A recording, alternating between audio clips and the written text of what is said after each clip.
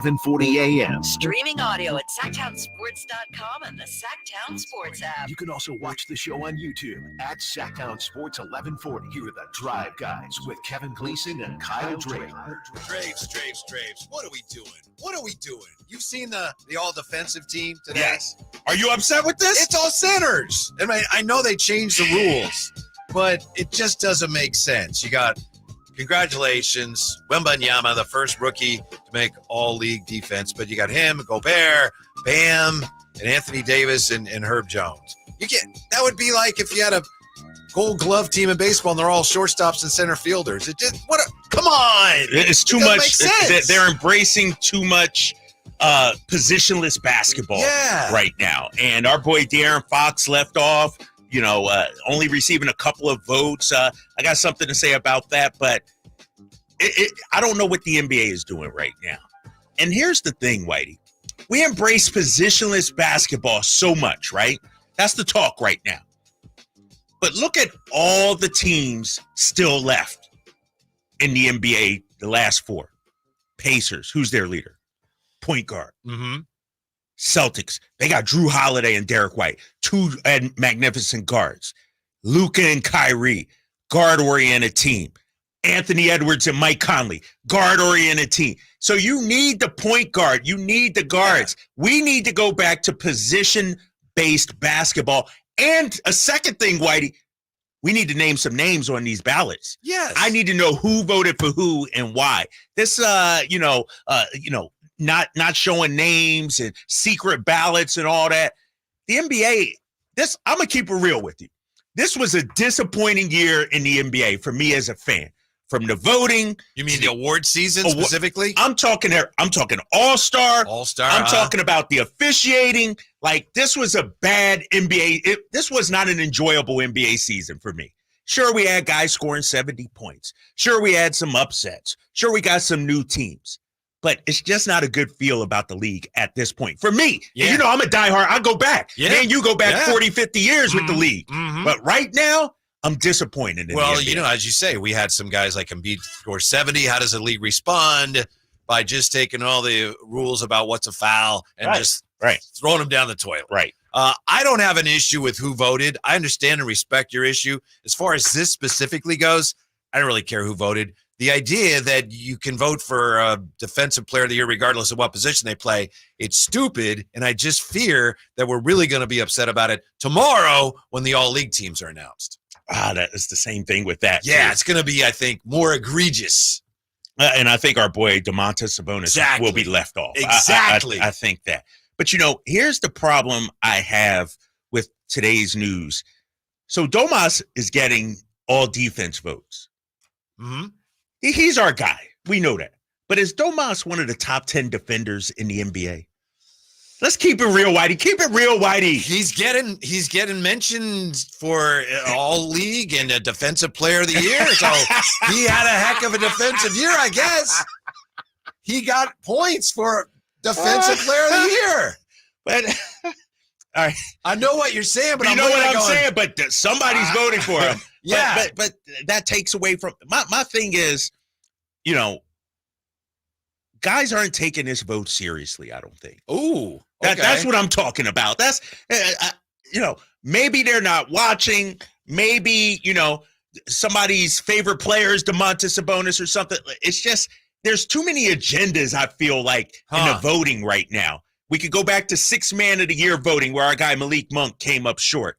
I feel like if you're part of the it group, which the Timberwolves are right now, which the Celtics are, which Lakers are always that, like, there's a narrative built around you throughout the season.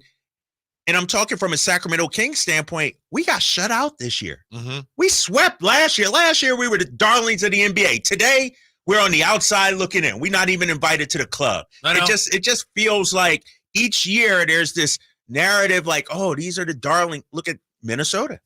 Rudy Gobert, Naz Reid, Anthony Edwards, Chris Finch. He was a Coach of the Year finalist. It's like their year all of a sudden. Domas should have been an all-star. Malik Monk should have been 6th man. Other than that, me personally, I'm okay that none of the other Kings won any awards. I mean, yeah, you could say that De'Aaron should have got more votes. the more we talk about it here, Domas got a first place vote and Right. 2 second place votes for all defense. Like, okay. And with the De'Aaron gig, you got it De'Aaron up. got the 1 first place vote and 1 second place. So 3 points Domas total. got more Yeah. points than Yeah. De'Aaron. Yes. That's what I'm saying. And this is not a knock on those guys, but how in the world are we voting Domas a better defender than De'Aaron Somebody's Fox? looking at advanced Like analytics. they're looking at some numbers that yeah. they pulled from Mars or something. But this throws into the voting is illegitimate, man. Like these are it sort of, how should I put this? It makes the rest of the voting look bad. Like I don't know, man. I feel like it's getting worse too. Yeah, You know? I understand your point. I'll say this, just looking for reasons. Not arguing with you, but looking for reasons. To answer the question, why would someone vote this way? I mean, we know that a big part of defense is the defensive rebound. And Domas was dominant in that position. I'm not saying that means he should have gotten the votes. I guess. Just guessing why people are voting that way. But that's why I think we should throw some names on it and have people explain yourself. Mhm. Explain why Nas Reed got it over Malik Monk. Explain why Domas is not going to get all NBA tomorrow. I just want to hear it. It's like, our NBA voters and these media members have turned into Twitter bots. They can write whatever they want behind the veil of Twitter and not actually have to put their name on it. Mm-hmm. We've got 2 different complaints, really. Yeah. You're not happy with who made the team. Yeah. I'm not happy with the guidelines under which this team was selected this year. So you wanted to go back to what? 2 guards, 2 Yeah. forwards, 1 center Just kind like of thing? we were talking earlier on the crossover, it would be like if you had your NFL all-pro defense and it's like all, edge rushers and middle linebackers because they had the most tackles. That's not how defense works. It's just stupid when you see it this way. I thought, I guess that's okay. But now that I see it, it's stupid. But here's where I push back on you, and I'm with you on that. But let's say a point guard. What's a point guard, really? Well, at least a guard. All right, so you want guards, at 2 least. guards, okay? And Okay. years ago, they took the center off the All-Star ballot. Yeah. And they made it front court players. That Yeah. was the beginning of it. It's Yeah, like, yeah. why you do that? Everybody has a center. Let me ask you, though, and we're just spitballing here. We're just discussing. I look at a guy like Jaylen Brown. He started his career, he was a shooting guard. Now they list him as a forward. And so how do we determine whether a guy's a guard or a forward? Because it depends on your team, right? Yeah. If you got a 2 guard that's 6'8", really he's a forward size. Like, is it how you play in your team? Like, do we need to say it right from the beginning of the season? It's how Because teams Jaylen list Brown's the guy. always been a guard until they got Derek White and Drew Holiday. Now he plays the 3. Now Does he's he a have to forward. guard other forwards? Does the team list him as a forward? Teams, you can list 3 guards, right? You don't have to list when you list your lineup. Okay. You don't have to say forward, center, guard. Oh, guard. you can say guard. Right. Okay. I mean, okay. Yeah. So I don't know. Maybe I'm being old fashioned, but I think that makes more sense than having so many centers. Let me ask on you the this, though. defensive Let team. me ask you this this. team, they wouldn't be a very good defensive team, would they? These 5 guys. Right. Let me ask you this, though, because should any of them have been left off then? Like, are we saying, because let's say if you go 2 guards, 2 forwards, 1 center. Yeah, like Anthony Davis, Rudy Gobert, Wembanyama at the most, and I guess throw Bam in there too. Bam is a center. Only 2 of those guys should have made first team. Under the old rules, they would have, and to me, that makes sense. And if you're not one of the best at your position defensively, then why should you get an award? Okay, all right. They're all fine defensive players. So, I mean, I'm not saying these guys are bums. They're not deserving. I just don't like the way they're determining it now. And I don't like the way they're going to be determining all league tomorrow. I think, to me, I'm going to have a harder time with that. So you don't 5 like best centers in the league. That's your all league team. No, it's not. You can call it that, but it's not. To me, all NBA should be the 5 best players in the NBA. I'm okay with it being positionless because if, for instance, we got an opportunity, if it wasn't positionless, let's just say, I'm going to throw out some names. Guards, let's say. Shea, Luka, Steph, Anthony Edwards. Like, we're talking the best of the best, the 5 best players. Now in today's NBA, Whitey, when you throw out a 5, you're not throwing out necessarily 2 guards and 2 forwards and 1 center. I understand. You look at Minnesota. Karl Anthony Towns, on a lot of teams, could be a center.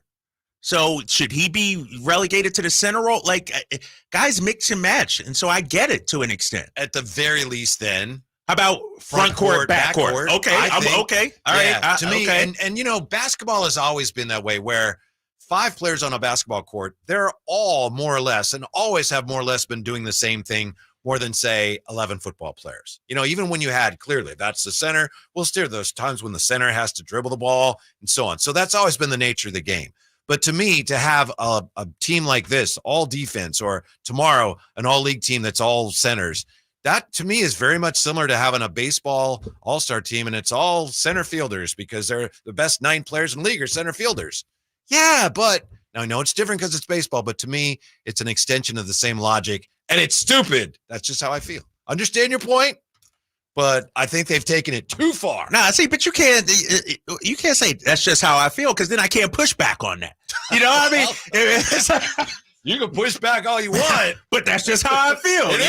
It's but these things go in ebb and flows. I do believe, because we're seeing it, like I just mentioned earlier, you're seeing the point guard come back in, like the value of the point guard. Look at a team like Phoenix. They went, quote unquote, positionless, no point guard. And it didn't work out for them. Right. I do believe it's swinging back where, you know what, you're going to need a point guard. You're going to have to define who the, 2 and 3 men are.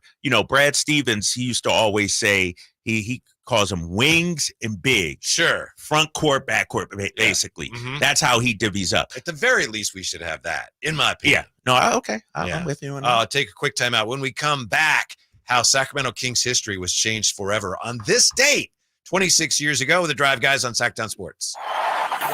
Trying to find out where to catch your favorite team's games? Are you a fan of the Kings, Niners, and the NFL? Well, Sacktown Sports has you covered. Touchdown!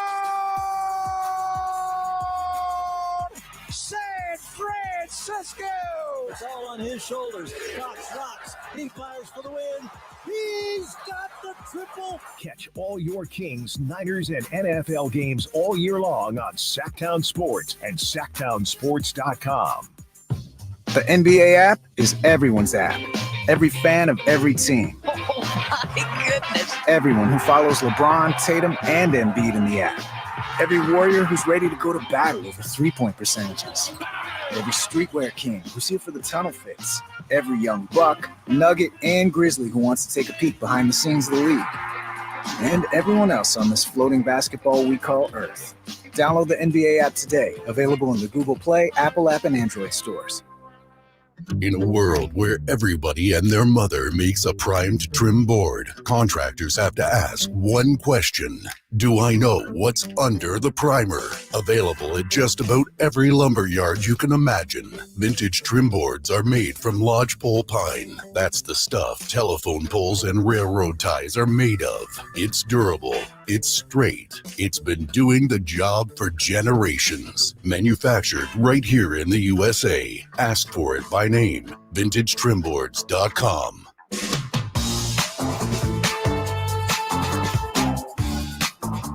Your afternoon home for Kings talk and so much more. The Drive Guys on Sacktown Sports. Drapes and Whitey just getting started, already at odds here. And Jay, by the way, Jay is out today. Jay's daughter's graduating. Oh, you got it. Dude, it's 8th grade. That don't count. Who's saying this now? You? You're saying he should be here? No, he should. No. Guys, I got a basketball practice. I'm going to have to leave early. That's different, dog. No, shout out to Jay, man. No, the kids are that's what matters the most, right? Kids come first, man. Yeah. So and shout out to Simone, who's with us today. Simone, you right? Hey, you on the big show today, I Simone? know. You okay with that? I'm so excited to be here. You can't Thank be you timid or nothing like I'm that. Never Okay. shy. All right, don't be shy. All right. We're gonna be tapping in. We got a long way to go, a long drive, if you will. Is that Game of Thrones or Game of Thrones? Yeah, I wore it for Game of Thrones. for Jerry. It's Club a Game Thrones. of Clubs Thrown. Oh. So a little bit of golf, a little bit of Game of Thrones. I know the Okay. great Jerry I see. Reynolds is going to be with us, or at least on the phone line. So That's right, Jerry wanted to Reynolds honor today. We're also going to talk to Matt Barnes. And we're going to talk to Keith Pompey, Sixers beat writer, about, among other things, a player or two that that played for the Sixers last year, who the Kings might have interest in. And then Keith Pompey, did you see what he threw out today? He had a picture on Twitter. I saw that. And it's kind of similar to what we were talking about yesterday when we got into about, the whole top thing about five and all that best players. And he had like 9 guys, and he, interestingly, it's like Kareem and Magic and Bird and all these guys. He said, who's the worst player on the list, which is kind of a funny way to phrase it. And there's different levels to it. Like when I saw that group, and we'll get into that in a little bit, when I saw that group, I'm like, you got the Mount Rushmores, so you got the second tier, and then maybe a couple third tier guys as well. So he's coming up at 3, and that's when our guest fest really gets started today. But it was on this date, Kyle, May 21st, 1998. The Sacramento Kings traded Mitch Richmond and Otis Thorpe to the Washington Wizards for Chris Webber. And the franchise was transformed forever. After that. And I hate, to bring it up because Mitch is our guy, Mitch Richmond, but it did propel the Sacramento Kings into their golden era. And, C-Webb, man, I wish he would have stayed healthy. I mean, he was a Hall of Famer, obviously, great player, but man, the knees went on him and everything like that. But you're talking about Mount Rushmore of Sacramento Kings. To me, he's like, he's it. It starts with him. One of those really unique guys, just a unique blend of talents. He had such great hands. I mean, a powerful player, but such a great passer and a great catch in the basketball. Let me ask you this, as we talk about C-Webb, was he ahead of his time, you think? Like today, he would be a center, I would imagine. Yeah, probably so. Running your offense through him, he'd be Jokic, Sabonis style, 28, 12 rebounds, 9 or 10 assists, something like that. He was sort of, him, you could go back to Arvita, Sabonis, Bill Walton, to, great passing big men, but C-Webb's right up there. They did run the offense through him a lot. Yeah. And between he and Vlade, and that's one of the reasons they were so fun to watch, and Jay Will, great passing team. Yes. And, sometimes we don't think about that, but they were really fun to watch and an excellent passing team, which put so much pressure on the defense. And you were just talking about his injury. He had in 2003, he got hurt against the Mavs, and he had to have a microfracture surgery. Yeah. And I don't know if you saw this. Penny Hardaway has been making the rounds, or at least some video he did is on social media. Microfracture surgery. Penny Hardaway said, I had that. As soon as I had it done, I knew it was the worst thing I ever did. They don't even perform it anymore. Really? And that's one of the things they did with Webb. Because when you used to get that surgery, you were done pretty much. It depended how bad it was. Yeah. Amari Stoudemire never came back quite the way from it. Like, you just never came back. Yeah. Like you were pre-surgery. So they don't even do it anymore. Really? Yeah. And it's basically, if you there's no meniscus. So the microfractures, they actually break the bone. They create microfractures so that scar tissue develops, and then the scar tissue hopefully will act as the meniscus. Think of that. It's like, that's what? Wow. That's what they used to do. That used to be the death knell for a player. Like, you get microfracture, you're not going to come back the same. I mean, think of all the great careers. You mentioned it. Penny, C-Webb, Stoudemire, like all the great careers. Some other guys too. Yeah. But it was the type of move the Kings had to make at the time. And, at times like, wait, Mitch Richmond for this guy, Chris Webber, in Washington, he's had some issues there. Do you really want to do that? And of course, initially, Webb did not want to come here. But it was a brilliant move by Jeff Petrie, who recognized we're in a desperate situation. Yeah. We got to shake it up. Call for desperate measures. Yeah. And it was a brilliant masterstroke by him. Well, I mean, Webb made it work, of course, to his Webb credit. made it work, and you tell me, you were around then, and I know it's different levels to it. Was it a popular move at that time? I think it was kind of mixed. He was not the most popular guy. Right. At the time, he was like, whoa, that guy, he's, he was in trouble there. He's made some trouble there. And Mitch was beloved, but Mitch didn't want to be here anymore either, frankly.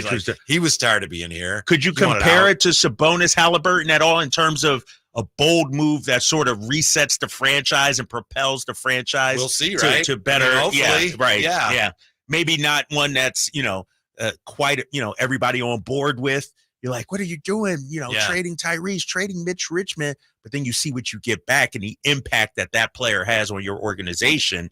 And, we do that again. Like if we had it to do all over again, we do the Sabonis Halliburton trade again. They're in that situation where you could argue that they need to try another move like that. I mean, not that they're just, out there to be made, but something where, I don't know, there's some risk involved. I mean, we talk about Zack LaVine a lot. Maybe it's time for something like that. Yeah. Either that or you're going to end up just kind of spinning your wheels right where you were. Right.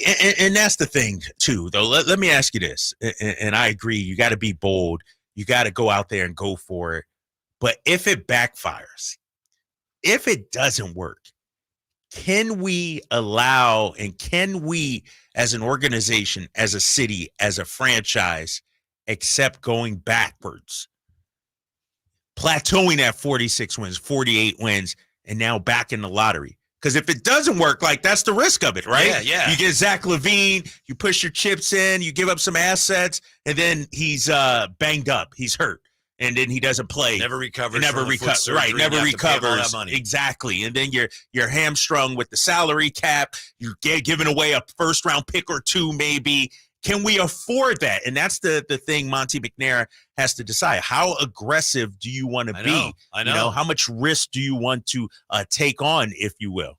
Don't you think there's three paths? One is whatever you decide the riskiest thing is to acquire talent, you do that. Two is you tear it down, which they're not going to do. Yeah. The third is, we'll just kind of try to rebuild on the fly.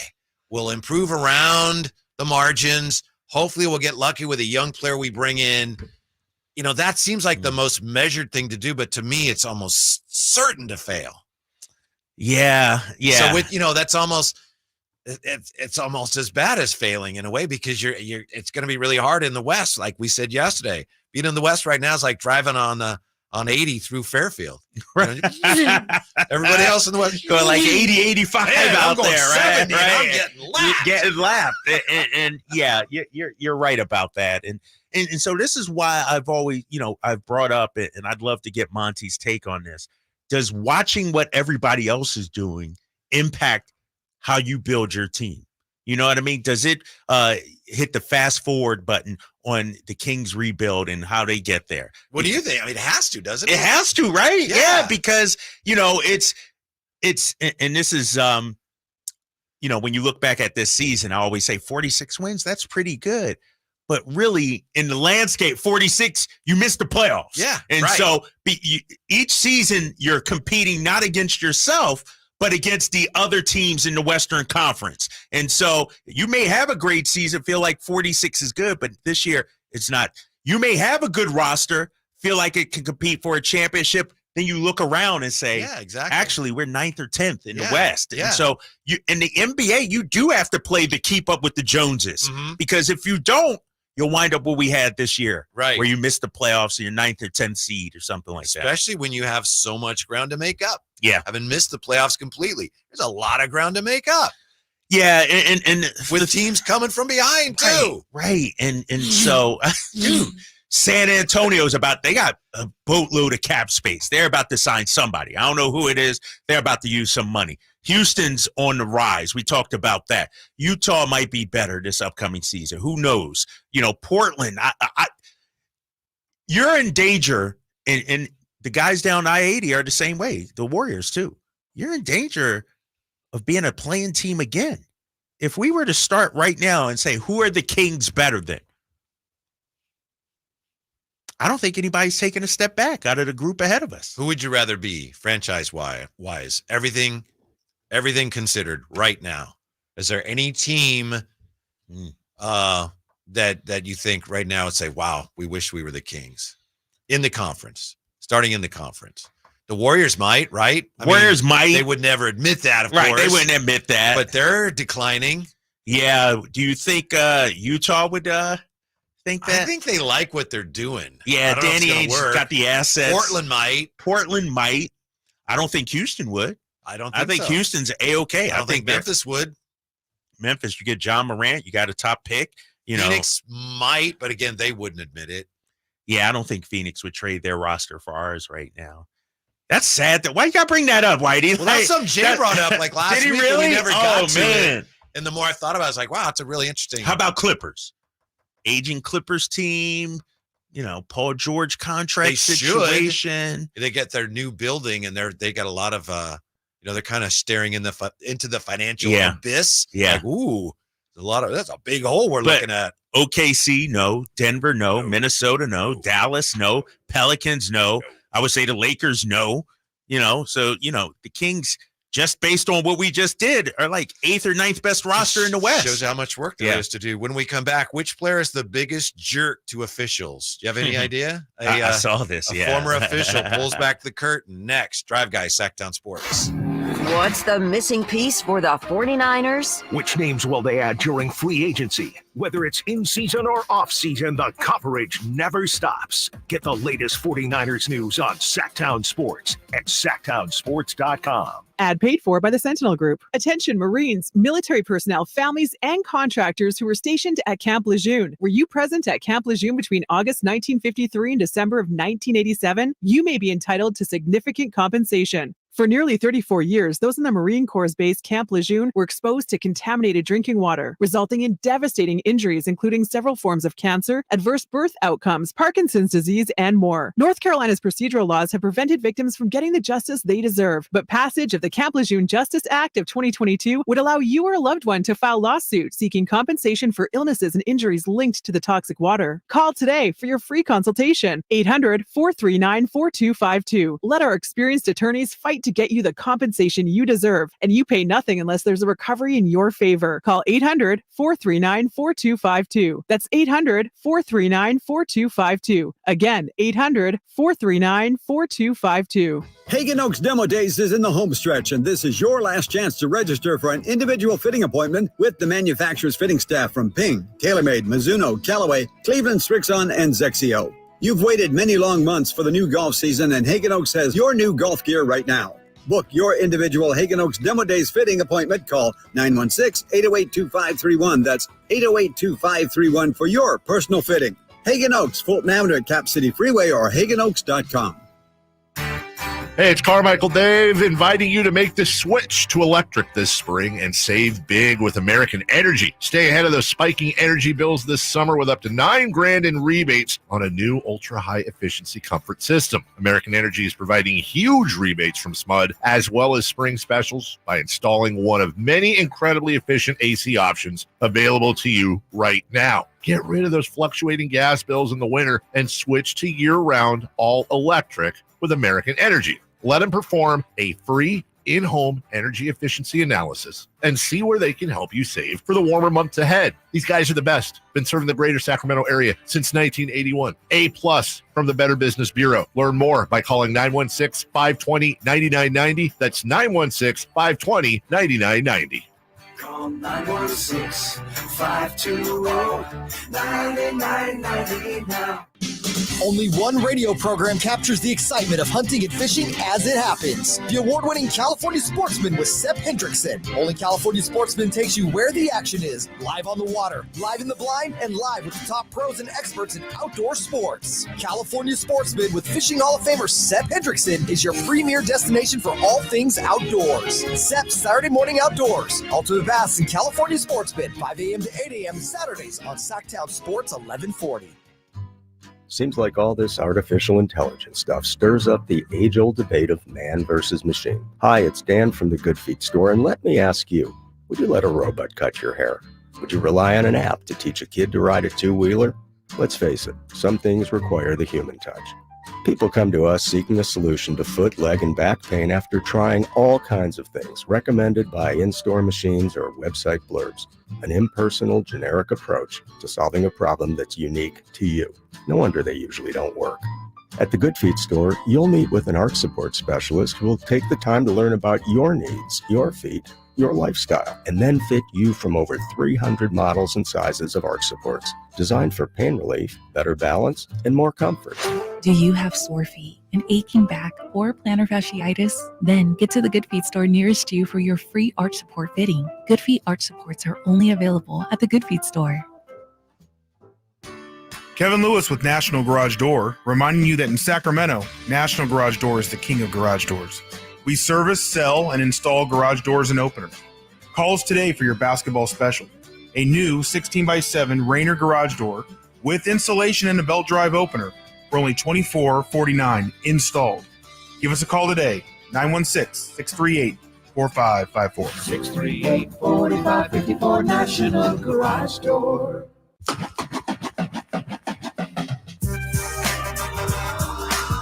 The Drive Guys, live and local, every afternoon, Monday through Friday on Sacktown Sports. I don't have all the details, but some kid apparently got Bryce Harper to ask a girl to go to the prom with him.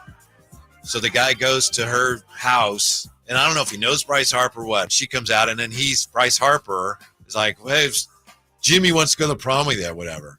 And then, so she's like, oh, and then she hugs Bryce Harper. I don't know about that. Yeah, it's save that. I don't know if you got that kind of pull. You might want to save that for later in life. Yeah, later in life. Let me tell you, this is. I'll pull back the curtain a little bit.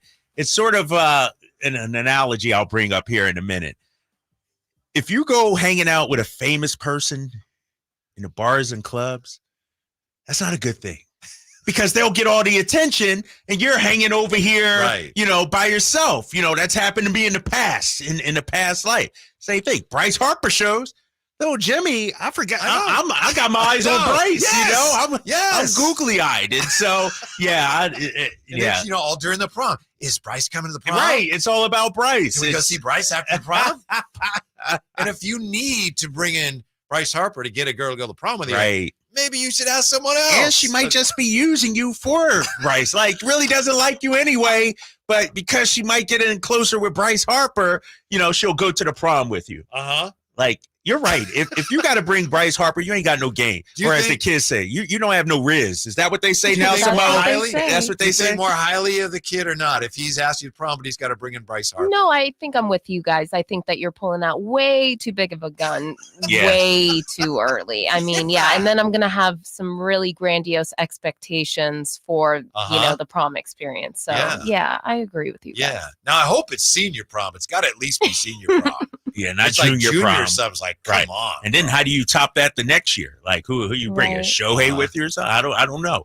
And so the only way it would make sense if, then Bryce said, I will drive you guys to the prom. I'll be your chauffeur in for the night. Cart. In the bullpen cart or something like that. Then it's like, okay, it's a night with Bryce Harper, basically. But, young Jimmy. Did he get the date, though? Did she say yes? Yeah, I think so. Okay. All right. Like I said, she hugged Bryce, and eventually she's like, oh, yeah. Okay. Yeah, I guess I'm going to this. He needs to be utilized for, proposals and much bigger events. Did you guys go to your prom? I did. Coming up? It was one of the worst nights of my life. Oh, no. Prom is so overrated. I don't know about you, Simone. Maybe it's different from women than men. Know. My prom was weak, man. I went with a fallback option. Because me and my girlfriend at the time, we broke up 2 weeks before prom or something. You broke up with who? I broke up with her. Okay. I broke up with her. And then I went to prom with this girl. She, nice woman, nice girl. Nice, very nice girl. But she was without a date. And so I think she was panicking and I got to find a date. Oh, Kyle's single now. Kyle, you want? But then I went to prom and it was like, why are we with each other? Right. And so it was a miserable time. I did not enjoy prom. We just need each other to be here, but we're not connecting with each other. Right. Exactly. Exactly. Huh. Yeah. It didn't turn out. So she kind of asked you out. Did I hear that correctly? I was a star basketball player, Simone. I'm just clarifying. I mean, I was no slouch back in the day. Your boy had a little Rizz, a little game. But she asked me. Yes. But honestly, it felt like she was panicking at the last minute. You know how it is, because it's like a week before prom. Oh, I don't have anybody. And then I just, became single. And she's like, all right, Kyle, you want to go? And I was, I didn't have a date. I was like, all right, sure. But it was weak. It was. What would you have done? Let's say she hadn't asked you. Do you think in that week you would have said, I think I'll ask somebody? Or would you just, I probably would have been, yeah. Because, I'm not a prom guy anyway. That's not my scene or anything like that. I probably would have went and hung out with some fellas somewhere or went on a road trip somewhere or something like that. Yeah. So it was miserable. Oh, it was awful. Prom, please. It sounds like it might have been a little awkward, but it was miserable. That's yeah, unfortunate. because I felt like I was tethered to this person all day and night. And then it was, let's go to the amusement park the next day and everything. And I'm just like, that wasn't my crowd. What amusement park? Was it? It wasn't like you guys went to Disney or something. No, it was like Six Flags out in Pennsylvania. Yeah. Okay. Six Flags Great Adventure, it's called. I think it was. It it was a waste. You couldn't get lost in like the crowd. That tends to help. Oh, where people. were you? Gladys, I was looking for you. Gladys. No, but I wasn't a confident, I was confident, I guess, 17-year-old. But I was young at the time. I wasn't smooth like I am now. And so I just went with it. But I needed to exit stage left. All right. Yeah. Bryce Harper, a little over the top for Prom. All right. They're right. Yes. Yeah. A little too much there. Yeah. Bill Spooner was an NBA official for 32 years. I don't know him. You know anything about? Yeah, I heard of Bill Spooner back in the day. Yeah. He says, I get asked all the time, who are some of the tough guys, some of the bad guys? And when I tell them that Chris Paul, in my 32 years in the league, was one of the biggest bleep holes I ever dealt with, they say, not Rasheed Wallace or da-da-da? Nope. Nothing like Paul. And they're like, oh, he seems like such a nice guy. And I say, yeah, he's a great image cultivator. Ooh, image cultivator. State Farm commercials. Point guard, the leader of the franchise, Hall of Famer. I could see that, though, because when you look at a guy like Rasheed Wallace, who's my guy from Philadelphia, Rasheed, you know what you're going to get when you walk in. Rasheed at Prom? No, we went to different schools. He was a year behind me. We went to different schools. We were summer league teammates, not actual. Gotcha. But when you look at Rasheed, what you see is what you get. To Bill Spooner's point, Chris Paul, you got the $1 million smile, supposedly a great teammate, State Farm commercials. In sheep's clothing. But you don't hear what he's saying out there. Right. The actual language that he uses. We know what Rasheed Wallace is saying because we can see it. Chris Paul is, stealthy. Yeah, exactly. He's on the side covering his mouth and everything. And so, yeah, I've heard he's kind of a jerk to officials out there. I've heard he's not necessarily the greatest teammate. Depending on who you are and I guess what he thinks. I guess. That's part of being one of those leaders sometimes, right? Right, yeah. Those guys, especially a point guard, he's not out there trying to make friends. What's interesting about Chris Paul is he's part of that LeBron circle. LeBron, that's right. D-Wade, Carmelo, what is it? What they call it? What was that? Banana boat. Yeah, he's on that banana boat gang. I haven't heard that about these other guys. Like, I haven't heard people say LeBron's a jerk to the officials, Carmelo. But Chris Paul, he has that kind of reputation. And then you have to wonder, they brought him in there in Golden State. You got contacts down there. Did that work at all? Like, how was he? I never heard a bad word about him this past season. Yeah, I think he actually did a decent job, but it just wasn't enough. They needed so much more. And plus, he was hurt. He was hurt. Yeah, he was hurt for so much of the year. And then I guess he finally agreed to come off the bench. It just didn't matter, though. They just needed more than he was able to give them this year. Do you need that kind of player on your team? Because here's the thing with Chris Paul. It's one thing to be a jerk to other players, opponents, but to the officials, it's almost disrespectful. Like, he doesn't respect them, the officials. And I think that's what Bill Spooner is getting at. It's one thing to argue with him, like Rasheed always argued and, things like that. But it seems like it's deeper with Chris Paul. Like, the stuff Chris Paul says, he might actually believe and mean when he says it to these officials. The thing with him and Scott Foster, whatever it is. Oh, that's a beef. It can't be beneficial to his team. It can't be. What's the point? Right. And to that point, if I'm the league, Scott Foster should not ref a Chris Paul game ever again. Because you're right. It's not beneficial. And Scott Foster is human. Yeah. Like, you want Scott Foster to be a robot reffing Chris Paul games when he hates Chris Paul? They got some beef.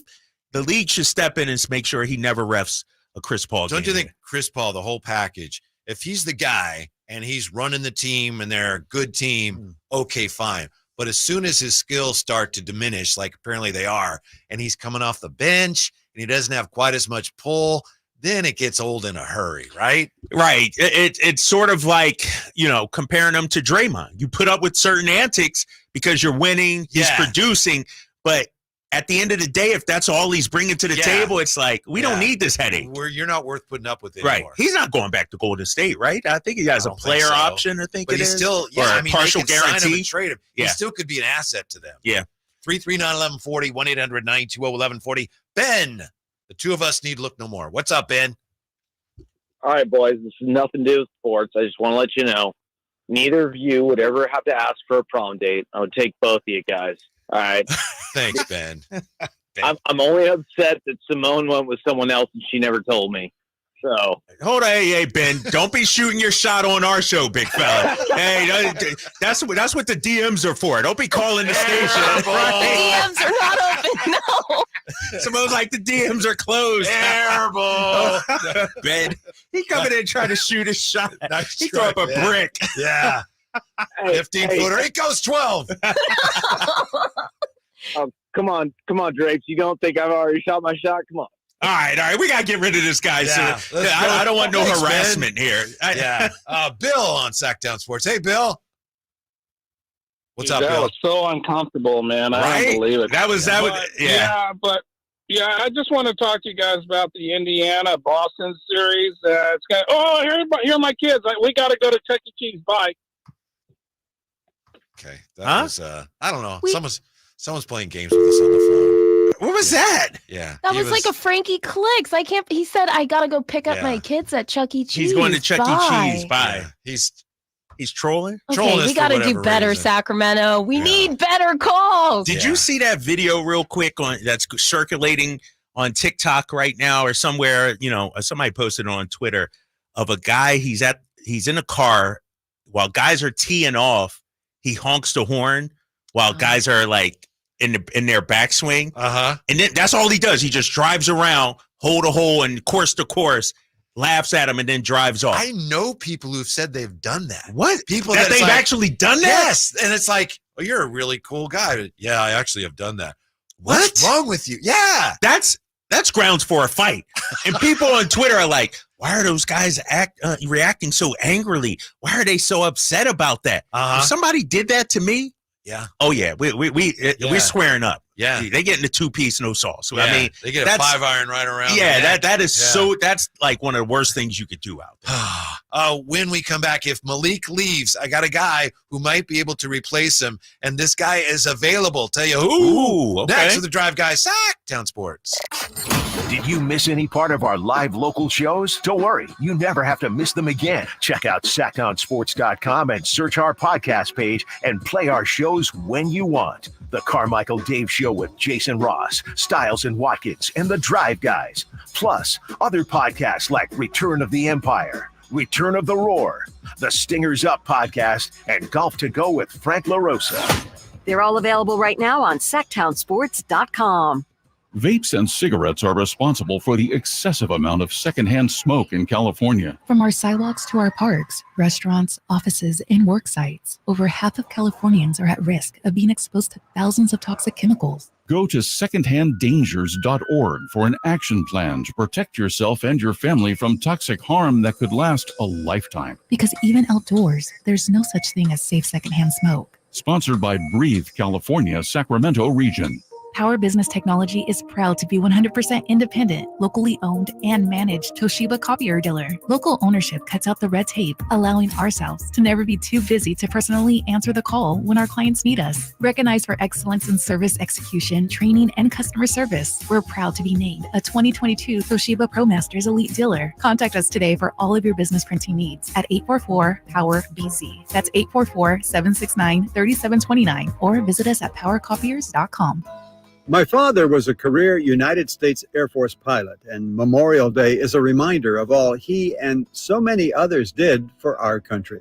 Hi, this is Frank LaRosa with a word about Naturewood Home Furnishings. Right now at the annual Memorial Day sale, everything in the store is on sale. Everything. You'll save 10 to 25% on all living rooms, to sofas, to sectionals, to dining rooms, to bedrooms, to home offices, and so much more. Everything is on sale right now at Naturewood Home Furnishings Memorial Day sale. Whether you're looking to lighten the mood in your living room, brighten up your bedroom, or tighten up your home office, it's all available for you at savings from 10 to 25% at Naturewood Home Furnishings, where it's all about choices and always about quality. Shop the area's best selection of quality furniture at Naturewood Home Furnishing, off Highway 50 in Hazel. Look for the water wheel. My good friends, Dr. Jack Friedlander and Dr. Pash in Roseville and in San Francisco are offering not only confidence, not only security, but also the ability, if you ain't insecure, to go from the roster to the all-star team. You know what I'm saying? I'm talking about upsizematters.com. Time after time, vote after vote, circumference, or as we call it, girth, is consistently ranked as the most important attribute. And Dr. Jack and Dr. Pash can give you a free consultation. The procedure can be done on the same day as your consultation with immediate results. It's non-surgical. It's virtually pain-free, safe, effective, long-lasting, semi-permanent, and doctor-performed. For more information, go to upsizematters.com. Go to upsizematters.com. Make that change. Make the all-star team. Get your girth on. Contact Tax Relief Helpers for details and restrictions. Attention anyone that owes money to the IRS. The IRS has restarted aggressive enforcement actions against taxpayers who owe back taxes that were temporarily suspended for COVID. If you owe $10,000 or more, you must hear this because now is the time to clear your IRS tax debt. A special toll-free number has been established so you can stop penalty fees, avoid liens, levies, and other hostile measures by the IRS. Call Tax Relief Helpers right now at 800-934-9217. Tax Relief Helpers will provide you with the maximum protection afforded by law. I got behind on my taxes and owed $48,000. I didn't know what to do. I called and they got my bill lowered to just $3,500. I owed $87,000 in taxes and it was scary. I got the amount I owed down to just $3,500. I saved $83,500. If you owe money to the IRS, don't wait another day. Call 800-934-9217 right now before the IRS enforces liens, levies, and other aggressive measures. The call and consult are absolutely free. Call now. Call 800-934-9217. 800-934-9217. 800-934-9217. What is Subcontractors United? It's a list of free, pre-qualified, and licensed contractors in over 40 trades to help with your home project needs. From cabinets to heating and air to landscapers and everything in between, Subcontractors United makes finding qualified contractors free and easy with no accounts to set up. Visit subcontractorsunited.com today and experience the joy of stress-free home improvement. Save time and money at subcontractorsunited.com. Saving for retirement was tough enough for us. Yes, and navigating markets can be challenging at times. I understand. That's why at Fisher Investments, we take a disciplined approach with your investments. Tell us more about that. We take an active approach to money management, positioning your portfolio for opportunities we see ahead. So all your clients get the same portfolio? No, we tailor your portfolio to your individual goals and needs. What about communication? We don't like being left in the dark. We check in regularly to keep you informed on the markets and your portfolio. Which means you'll help us stay on track. Yes, our goal is your comfortable retirement. And as a fiduciary, we always put your interests first because we do better when you do better. At Fisher Investments, we're clearly different. Learn more at FisherInvestments.com. Investing in securities involves the risk of loss.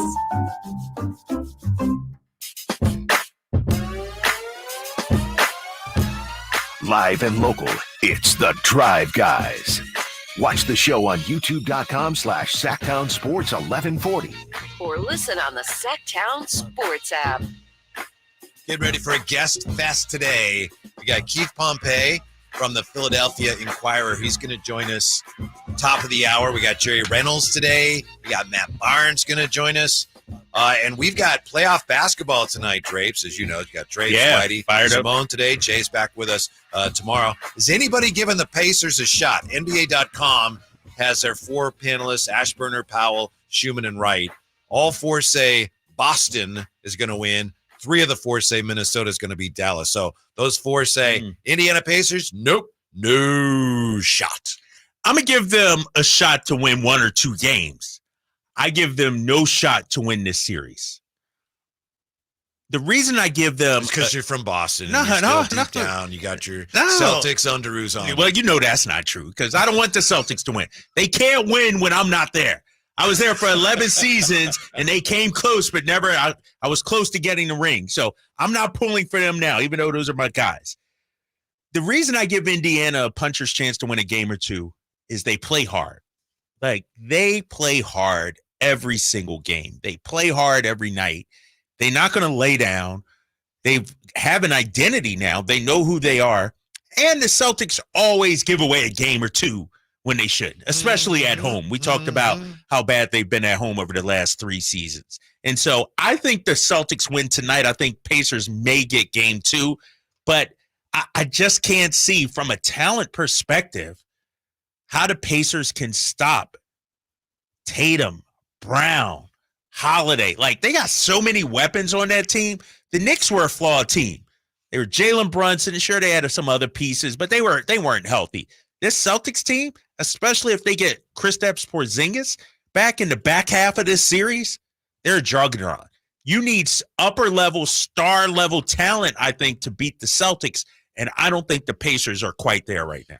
I think the only way the Pacers win the series, just looking at their defensive rating here, but they weren't great defensively, but I think they actually were a shade ahead of the Kings, which is what I wanted to check. Oh, shoot. That's Are you looking at regular season numbers? Yeah. I accidentally looked up playoffs, but I'm checking regular season. Anyway, I think the only way the Pacers have a shot, I think, like you say, they got to steal one of the first 2, which seems doable because Boston, they'll do that. They'll kick one to you, and they're good enough to usually make up for it. I think, 2, they got to have Halliburton not only play well, but just dictate the flow. Yeah. Which is going to be so hard because the Celtics have so many guys who are capable of doing a really good job at shutting him down. They got multiple different. Start with Drew. And Derek then White, you can throw on them. And then thirdly, they just have to, like they did in Game 7, the Pacers have to shoot a really high percentage, which is very difficult to do. I think short of those 3 things, they lose. But I think they got a slim shot if, like you say, I agree with you. If Boston leaves that back gate open at all, they might, if they play really well, sneak in there. And here's the thing about Boston, too. They are not a great clutch team. No. They are not like, if you watch Boston in the clutch, it's ISO ball, and that's where I think the Pacers may have an opportunity. Keep it close. Don't get boat raced in the first half or the first 3 quarters. Keep it close. Throw some pressure back on Tatum and Brown and those guys, because I don't think they thrive in late game pressure. You know, the people in Boston will say, well, Tatum had, 50 in a game 7 against the Sixers a couple years ago and all this. I'm talking about 2 minutes left on the clock. Go out there and get a bucket. Tatum's clutch numbers aren't that good. And so I give the Pacers a chance 1, maybe 2 games, but this is a different animal in terms of level of competition that they're going to face here. Think about it. They beat Milwaukee. No Giannis. Dame Lillard banged up. They beat the Knicks. Only Jalen Brunson. No Randall. No Mitchell Robinson. Other guys banged up. Now they face really their first major tough test, elite level team here in the playoffs. How important is defensive rating? Number 1 this year, regular season. Minnesota, number 2, Boston. Number 3, Orlando, number 4, OKC. And then you had Miami, you had the Pelicans, the Cavs, Denver, 8th. The Knicks were 9th. So the Kings were 14th, and I gave the Pacers way too much credit because regular season defensive rating, they were like 24th. Yeah. So they are not capable of shutting teams down the way Boston is. So it's hard to imagine the Pacers winning, but they're having a great season. They're already the first team ever to get to the in-season tournament championship game and the conference finals in the same year. Yeah, I know, no one's right? ever done that before. You're right about that. They may have to hang a banner for that one. Yeah. But the thing about the Pacers, and the Celtics have them when it comes to talent, but I don't know if the Celtics have them when it comes to heart, determination, They grit. don't. Right. Until they prove it. I mean, to this point, you'd have to say, nope, they don't have like TJ McConnell. Right. And I remember when the Pacers came here, shorthanded, no Pascal, no Tyrese. TJ McConnell carved us up like we were, mincemeat out there. Like he was slicing and dices. So did Jalen Smith. Jalen Smith carved us up. And so I think this Pacers team, and I said it yesterday, who's going to be the star? As much as I love Tyrese, I think the Celtics have the kryptonite for Tyrese Halliburton. They have the cure. But I don't know if they have the kryptonite for Pascal Siakam.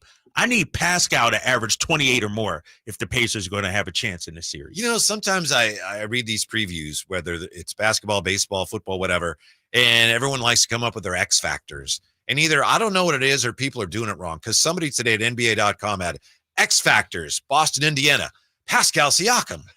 X factor? He's one of the best players in the series. How is he an X factor? You know what I mean? But to me, X factor means it could go either way, right? Or no? Okay, well, maybe I'm doing it wrong. Is it? Yeah, I don't know. So you view X factor as like somebody you wouldn't think of, right? Like, yeah, one of the supporting guys. Like, who's going to step up if McConnell has a great impact on both floors, sides of the floor. Aaron Nesmith, he could be an X factor. He could be an X factor too. Yeah. All right, but like Jason Tatum's not an X factor, right? No, it's because we know, he's the star. All right.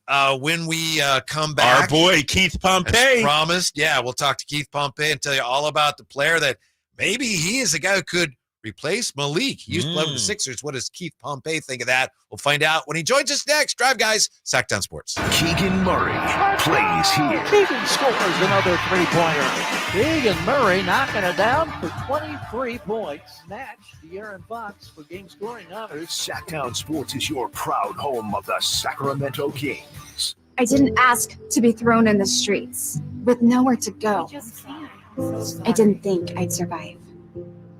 But I did ask for help, and Covenant House was there for me. 1 in 10 young adults will experience a form of homelessness this year. For these kids who didn't ask to be put in this unthinkable situation, Covenant House is there. Covenant House helped me break the cycle of homelessness in my family. They gave me the love that I needed. Over 2,000 young people will sleep safely in a Covenant House bed tonight. When youth who are experiencing homelessness have a hot meal, a safe place to sleep, medical care, and love, they can overcome heartbreaking challenges and have a brighter future.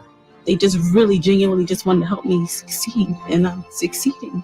I'm a speaker, I'm an author. Covenant House really helped me and really helped mold me into the woman I am today. If you or someone you love is asking for help, go to safeplacetosleep.org today. If you're 55 and up, T-Mobile has plans built just for you. Like 2 lines of talk, text, and data for just $30 a line. That's a 45% savings versus Verizon and AT&T. Experience all this and more on America's largest 5G network. At T-Mobile, customers 55 and up can get 2 lines of talk, text, and data for just $30 a line. Switch today. With AutoPay using debit or bank account, plus taxes and fees, 45% off 2 lines versus AT&T Starter and Verizon Welcome. Plan benefits vary. See details. I love a beautiful lawn. And I have a beautiful lawn. But I didn't always. Until I discovered True Green. And now I've got the best looking lawn in the neighborhood thanks to True Green. They manage fertilizer, aeration, weed, and pest control. All you have to do is water and mow. And to top it off, sign up by May 28th and save more than $200 when you bundle lawn care and mosquito. Visit TrueGreen.com for the best lawn at the best price. Guaranteed. That's TrueGreen.com. Restrictions apply. Capital Casino has been serving the greater Sacramento area in the same convenient downtown location for over 20 years, with plenty of close-by, well-lit parking monitored by security staff and offering the most variety of table games in the region in a safe and friendly environment. Best food, best service, and the best action. That's Capital Casino. For more information on tournaments and gaming, check out their website at capital-casino.com. And please remember to gamble responsibly. 1-800-GAMBLER. Shop Folsom Lake Kia for special offers right now. I'm Coach Doug Christie urging you to visit my friends at Folsom Lake Kia and save big on your next new or certified pre-owned vehicle right now. Visit FolsomLakeKia.com. Twin Peaks is the best in the game. Here, your favorite drafts are poured at a frosty 29 degrees. It's bigger game days and bolder fight nights. I mean, where else can you find a scratch kitchen that always comes in clutch? Every day, from lunch to late night. Only at Twin Peaks, the #1 sports bar. The countdown to Miss Twin Peaks 2024 is on. Head over to MissTwinPeaks2024.com to learn about the contest and cast your 5 votes for your favorite Twin Peaks girl. From the Power Business Technology Toshiba Studios, KHTKAM Sacramento, KYMX HD2 Sacramento, the only station in Sacramento giving you local sports coverage from 6 a.m. to 6 p.m. Monday through Friday. Sacktown Sports.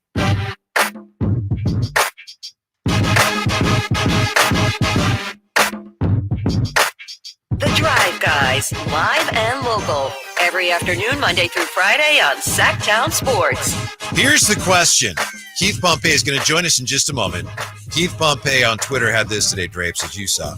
Who is the worst player in this picture? And he's got Curry, D-Wade, MJ, Kobe, Magic, LeBron, KD, Tim Duncan, Shaq, and Kareem Abdul-Jabbar. Who is the worst player in this picture? I'm wondering if there's a consensus. That's like one of those third rail questions. Be careful. Be careful. I know my most honest answer would irritate a lot of people, so I'm hanging on there. Do you have an answer off the top of your head? I think it's between one of two players. I think all the guys listed other than these two players are top 10 players of all time. I would say either D-Wade or Kevin Durant. Yeah, let's see if there's a consensus. Nice enough to join us once again. Drape's buddy, Sixers beat writer with the Philly Inquirer, Keith Pompey. How are you today, Keith? Hey, I'm doing well. How y'all doing? We're doing great. Thank you so much for your time. Before we get to anything involving potential acquisitions for the Kings who may have played for the Sixers, we got to ask you, the picture that you tweeted today of the 10 greats asking who's the worst player, is there anything approaching a consensus on that, Keith? It's like, it's funny. I want to say like 90% of the people are saying Wade, and then 10% are saying KD. Yeah. That's about right. I think that's about right. Here's the thing, Keith. What do you say on that? Because I could make an argument that D-Wade might even be better than Kevin Durant. Like, D-Wade, people forget prime D-Wade. I know. He was the reason the team won the championship. What do you think, Keith? You know what? Wow, that's a good argument because, like, on the surface, you will say D-Wade, right? Right. But you're actually right. He's the reason why they won. Now I know with LeBron gets the credit for the other ones, but D-Wade was the man. I mean, D-Wade was the guy, and I think KD, if he would have stayed in Oklahoma City, and if he would have led them to a championship, I think he would. But up in Northern California, everybody's thinking about, he was kind of like the Scottie Pippen to Steph's Michael Jordan. You understand? Right. Yeah. So, yeah. So I you know what? For that, I will have to say that D-Wade's above him because of that. In my opinion. There you go. But he still got most of the votes that you received today, right? Oh yeah, they killing. Yeah, they killed D-Wade. Yeah, they killing. All right, as we look ahead to the offseason and the Kings, I want to ask about D'Anthony Melton. Health-wise, how is he? Do you think the Sixers keep him? Do you think he'd be fit with the Kings? What do you make of that whole situation, Keith? The thing about D-Melt, I think a lot of it has to do with, his back. Like, I do feel like if he, I feel like his back situation is going to be the main thing. Now, let's say if he's healthy. I don't know if the Sixers will keep him. I mean, and now I think that they could, but at the same time, the Sixers are trying to go star hunting, then they're trying to put a roster together. So I feel like, other teams out there are going to want to give D. Melton more money than what the Sixers are going to be willing to give him. Right now, their priority is Nico Batum and a couple other guys. So I feel like, Melton is a great player for the Sixers for his role. But I feel just like, he might price himself out, which is a good thing for him, to go back to California and everything like that. But he's a good player, man. He's a good player for what the Sixers needed. Yeah, and Keith, I know that, when you look at the Sixers, they got the big names, the Maxis, the Embiids. But I look at when D'Anthony Melton actually played. When he played, they were 25-13. When he didn't play, they were 22-23. Does he have more value to a team than just the stats would indicate, you think? Yeah, he does. Now, he's a little bit undersized, and there was one play that, the haters are going to point out where he was guarding Jason Tatum. He's 6'2". Jason Tatum is, 6'10". Yeah. So Jason Tatum shot the ball over him. But the stat that really sticks out to me is not just when he played. It was like one point when he was in the starting lineup with him, Tobias Harris, Joel Embiid, Nico Batum, and Tyrese Maxey. That team was 10-1. That team beat, and I know the team is struggling, but that team also beat the Denver Nuggets. They beat the Minnesota Timberwolves, and they beat the Charlotte Hornets by 50, right? By 50. Like, he was just a great defender. And not only that, he can knock down shots. He can do a little bit of ball handling. But before he was injured, he was second in the league in steals, and he was leading the NBA in deflection. So he's on the small stature side, but he has really long arms, and he's quick. And the thing that a lot of people don't know, he's also a tough guy too. Mm-hmm. The thing that a lot of people don't know that, his best sport is football. Like, he was a standout football player who just so happened to love basketball. At the end, he wanted to play basketball. So this isn't even his best sport, but that just tells you how athletic he is. It should tell you his mindset. You know what I mean? He's he's a good guy, tough-minded kid, smart kid, but he meant a lot to the Sixers, but he was like the unsung hero. And something else people forget: Tyrese Maxey was benched not this year, but last year under Doc. They felt like Maxey was struggling a little bit, and who was started in his place? Anthony Melton. So yeah, he's extremely valuable, but I just feel like he'll probably want more than $8 million or what have you. And I feel like he'll get more money from other teams in free agency. That's Keith Pompey from the Philly Inquirer. Yeah, we're assuming that Malik is probably leaving, and if he does, we don't know that for a fact yet, but if he does, I think DeAnthony Melton would be a nice fit for the Kings. I know he has experience, being a sixth man with Memphis as well. But Keith, can you tell us whether you think it doesn't look like one of the destinations we expect Malik to go to, but would the Sixers have interest in Malik Monk as far as you can tell? Oh yeah, they would. Yeah, I mean, the thing is, now again, I'm not hearing it's not here to say, oh, Pompey says they're going to get it, right? Get him or anything like that. But I think the thing that he brings to the table, and right now the 76ers, let's face it, they only have 3 guys under contract. I mean, they're going to have 4 when you talk about Tyrese Maxey, but they need to fill out a roster. And if you can get a guy like Malik, coming off the bench, doing the things that he did in Sacramento, that will help out tremendously.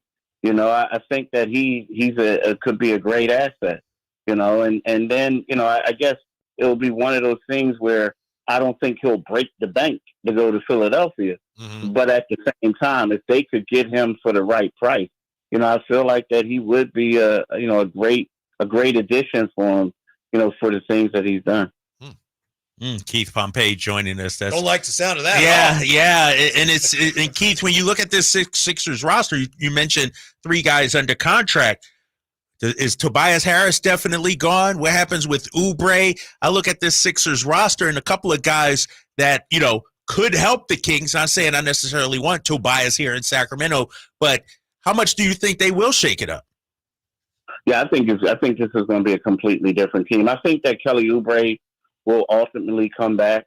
I feel like, the thing is, the one thing about Kelly, Kelly, when he signed with the Sixers, it wasn't because he really wanted to come to Philadelphia. It was because they were the only team that really offered him.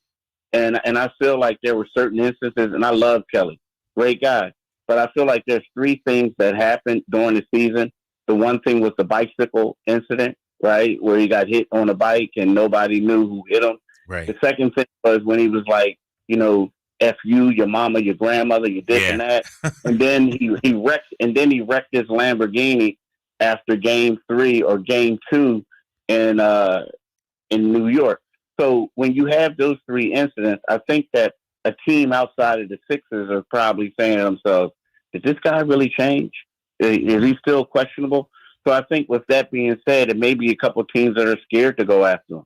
So I think he'll stay with the Sixers for that, right? Tobias Harris, the problem with Tobias was a good player. He just, in the eyes of the fans and many other people, they felt like, for maybe no fault of his own or what have you, he just didn't live up to the salary. He was paid as if he was an all-star, and he wasn't. And you can argue that he didn't have that role. So with that being said, I feel like that after he failed to score a point in Game 6, that the fan base, they don't want him back, and the Sixers don't want to bring him back in that type of environment. And I think Tobias wants to make money, and I don't think the Sixers are willing to give him, that $40 million that he made this year. So with that all being said, I kind of see, Tobias going elsewhere. And the thing is going to be tricky because, once you start making that type of money and you feel like you're 30 years old, you feel like your next contract should be bigger. And so I'm just trying to figure out if there's going to be a team willing to give him that, or if he's going to have to take less. But he's trying to get, similar type of money. So that's going to be the tough thing. I want to switch gears with our guy Keith Pompey, Philadelphia Inquirer, covers the Sixers. Want to talk a little football with you, Keith? Why? No, because Keith is from Philly. He's from Philly. Keith is Philly born and bred, but he's a New York Giants fan. Now that we, meaning my Eagles, got Saquon, how you feeling about that? You ready to come? You ready to come on to the Eagles side now, Keith? Nah, you're an Eagles fan now? What do you mean? I think you were a Cowboys dog, fan. that's when I was like 8 years old, Yeah. Keith. I'm a grown man, dog. I'm supporting the Eagles right now. Keep track, Keith. It's hard to keep track. He's still a front runner. No. I'm Philly till I die, Keith. 72nd and Ogons, big fella. When next year, he's going to be like, I'm a Seahawks fan. Yeah. I'm a Seahawks fan. Point goes to Keith Pompey. Oh, that's messed up, Keith. But how you feel about my boy Saquon now coming to Philly? You know what? I'm happy for him. It's one of those things, like a lot of people thought I was going to be upset. The thing is, Saquon is a guy that you're a little leery because of the injury history. But at the same time, the reason why I'm happy for him because, I felt like he should have been paid by the Giants the last 2 years. I mean, they went out there and they paid Daniel Jones, they paid the offensive line, but they didn't pay Saquon. And as injury and banged up as he was by far the best player on the team. So now the people in New York and the Giants are upset because they weren't even going to resign him. But they're saying, but why did you go to the Eagles? And I'm like, well, why would you care? Like, you didn't want to pay him. You know what I mean? Like another team's trash is another team's trash, and one team's trash is another team's treasure. Yep.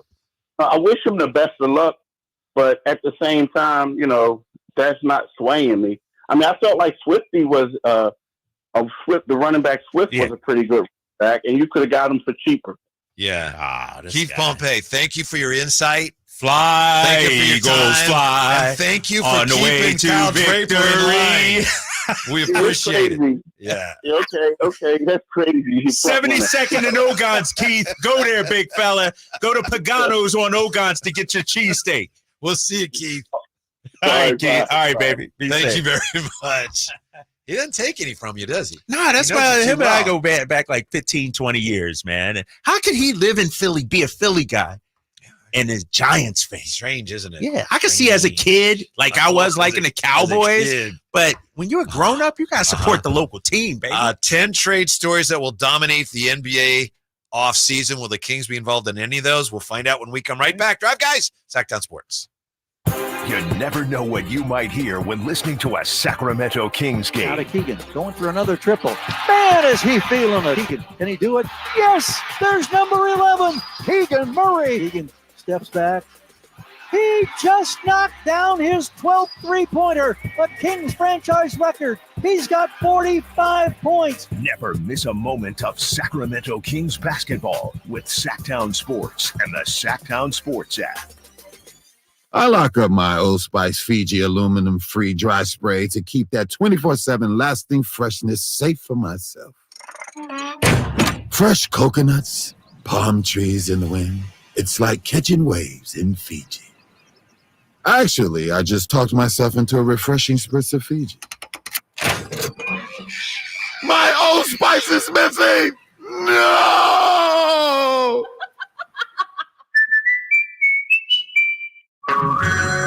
Hey everyone, it's Ted from Consumer Cellular, the guy in the orange sweater, and this is your wake-up call. If you're paying too much for wireless service, you don't have to keep having that nightmare. Consumer Cellular has the same fast, reliable coverage as the leading carriers for up to half the cost. So why keep spending more than you have to? Seriously, wake up and call 1-888-FREEDOM or visit consumercellular.com. Savings based on cost of Consumer Cellular single line 1, 5, and 10 gig data plans with unlimited talk and text compared to lowest cost single line postpaid unlimited talk, text, and data plans offered by T-Mobile and Verizon January 2024.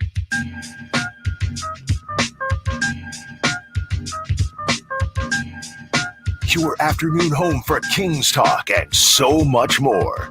The Drive Guys on Sacktown Sports. Yeah, Compio has the right of it here on the chat. And he says, well, now it seems like Draper's going to be a Washington fan in a few years. Cowboys and Eagles going to just whole division, right?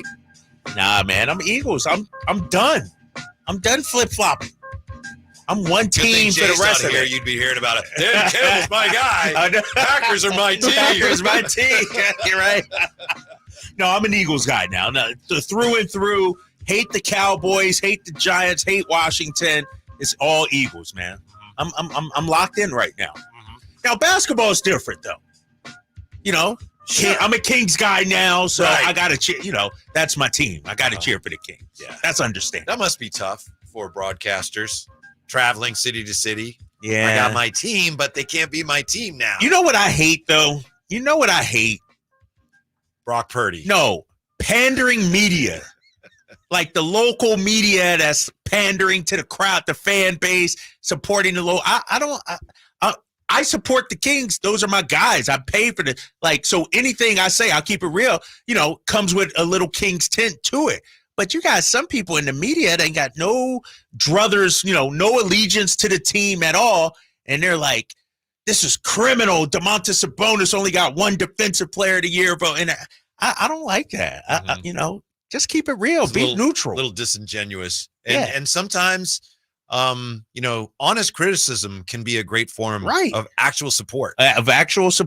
Yeah. And, I've always maintained because, being from Philly, people are like, oh, fans shouldn't boo and all this. And I'm like, well, how else are fans? Fans got two ways of showing their displeasure: booing or just not showing up. Mm-hmm. And which one would you rather have, And so I don't blame a fan base for not showing up if the product isn't worthy of your hard-earned dollars. I love Keith Pompey and appreciate his time. I would boo the notion, not Keith Pompey or anything he had to do with it, but the notion of Malik going to the Sixers. Boo! I don't like that at all. Yeah, it's not going to happen. Don't worry about that, Whitey. It's not going to happen. I see zero chance that happens. You know why? Why? Because then you'd have Tyrese and Malik in the backcourt. That's a small backcourt. I don't think Daryl Morey would go that route. No, with Keith Pompey didn't seem like but Pompey's he a Giants fan. What does he know, right? It doesn't make sense to me, because Tyrese Maxey needs the ball in his hands. Malik Monk is a great playmaker. I think it's too small of a backcourt. And that's why I was saying, pardon me, but I was saying in asking the question, I don't think he'd go there. I never thought of Philly as a very likely destination Not for him, but until Keith says, he's like, well, they got the money. And that's the thing. They could sign anybody. Paul George is the rumored guy for them if he opts out, and then, they'll have the money to sign. That's why I think, when you look at Malik and you pair him with Maxey and Embiid, I don't necessarily like that trio as much together. I think there's other guys on the list for the Sixers. I really, really like the idea of Anthony Melton coming to the Kings. Really? I really like the idea. Now, he is coming off of a back injury, which, was written up as a spinal injury, which the spinal injury, well, what happened? Well, it's a back injury. Basketball player with a back injury, that's a dangerous combination potentially. But if he's healthy, he's been the type of player I think would be a really good fit for the Kings if Malik were to leave. As a starter, six-man? Coming off the bench, which he's done. Yeah. And the thing about DeAnthony Melton, I don't know about his playmaking as well as Malik, but the guy can shoot the rock. Yes. And he's a hard-nosed, tough defender. And so that's somebody we need. So I would be with you on that. What's interesting, though, that Keith brought up, and you tell me, he said $8 million probably is not going to get it done. So are we talking full mid-level for DeAnthony Melton? Is that the guy you would give it to? I don't know if I would give him $12 million a year, and that would be our big off-season acquisition. He's a solid player. If we can get him for cheaper, I'm on that. But I don't know if he's in that 12 to 13 million category. Yeah, it's hard to say without knowing everybody else is available. But rather than dodge the question, I'd be prone to giving him more. I'd be leaning towards giving him more because the 8.6 that Keith mentioned, that's what DeAnthony Melton has averaged the last 4 years. Right. So he's going to want more than that. If you don't want to pay him that, you ain't going to get him. You ain't going to get him. And if my doctors or my look at the medical reports are favorable, I'd be really excited about that because I think he's a guy that really would help fill that void if I lose Malik. You're right. He's played both guard positions, but he's not a great point guard, but he's a really good defender. Yeah. And he's a good shooter. He's a good shooter. Yeah, really good defender. What frustrates me about this conversation and just when we look at the Kings in general, why is it so hard to get players? Like, why is our cap situation the way it is right now? I look at some of these other teams and their salary cap, and I guess the way they did it was through trades and then re-signing guys, things like that, bird rights and all of that. But we're talking about only having the mid-level, 12.7, 12.8 or something like that to sign guys. Why are we so, cap strong? It hurts. I think it might be, correct me if I'm wrong, it's because you don't have a ton of guys on your roster that you drafted. Right. And you get bird rights. You draft a guy, you get bird rights, and it gets a little, if you have a bunch of them that are making a bunch of money, it gets tight, but you can re-sign guys, go over the cap, keep your own guys. Right. But when you're bringing other guys in, like Domas last year, they had to trade the draft pick. Yeah. Which ended up being Olivier Maxence Prosper. So I don't know if he's ever going to be a player, maybe. Yeah. But they traded him in order to free up some space, I believe, so they could sign Domas to the extension. Yeah, and I'm looking at our payroll here, and I'm comparing it to I say Boston just because I know they're like at the top.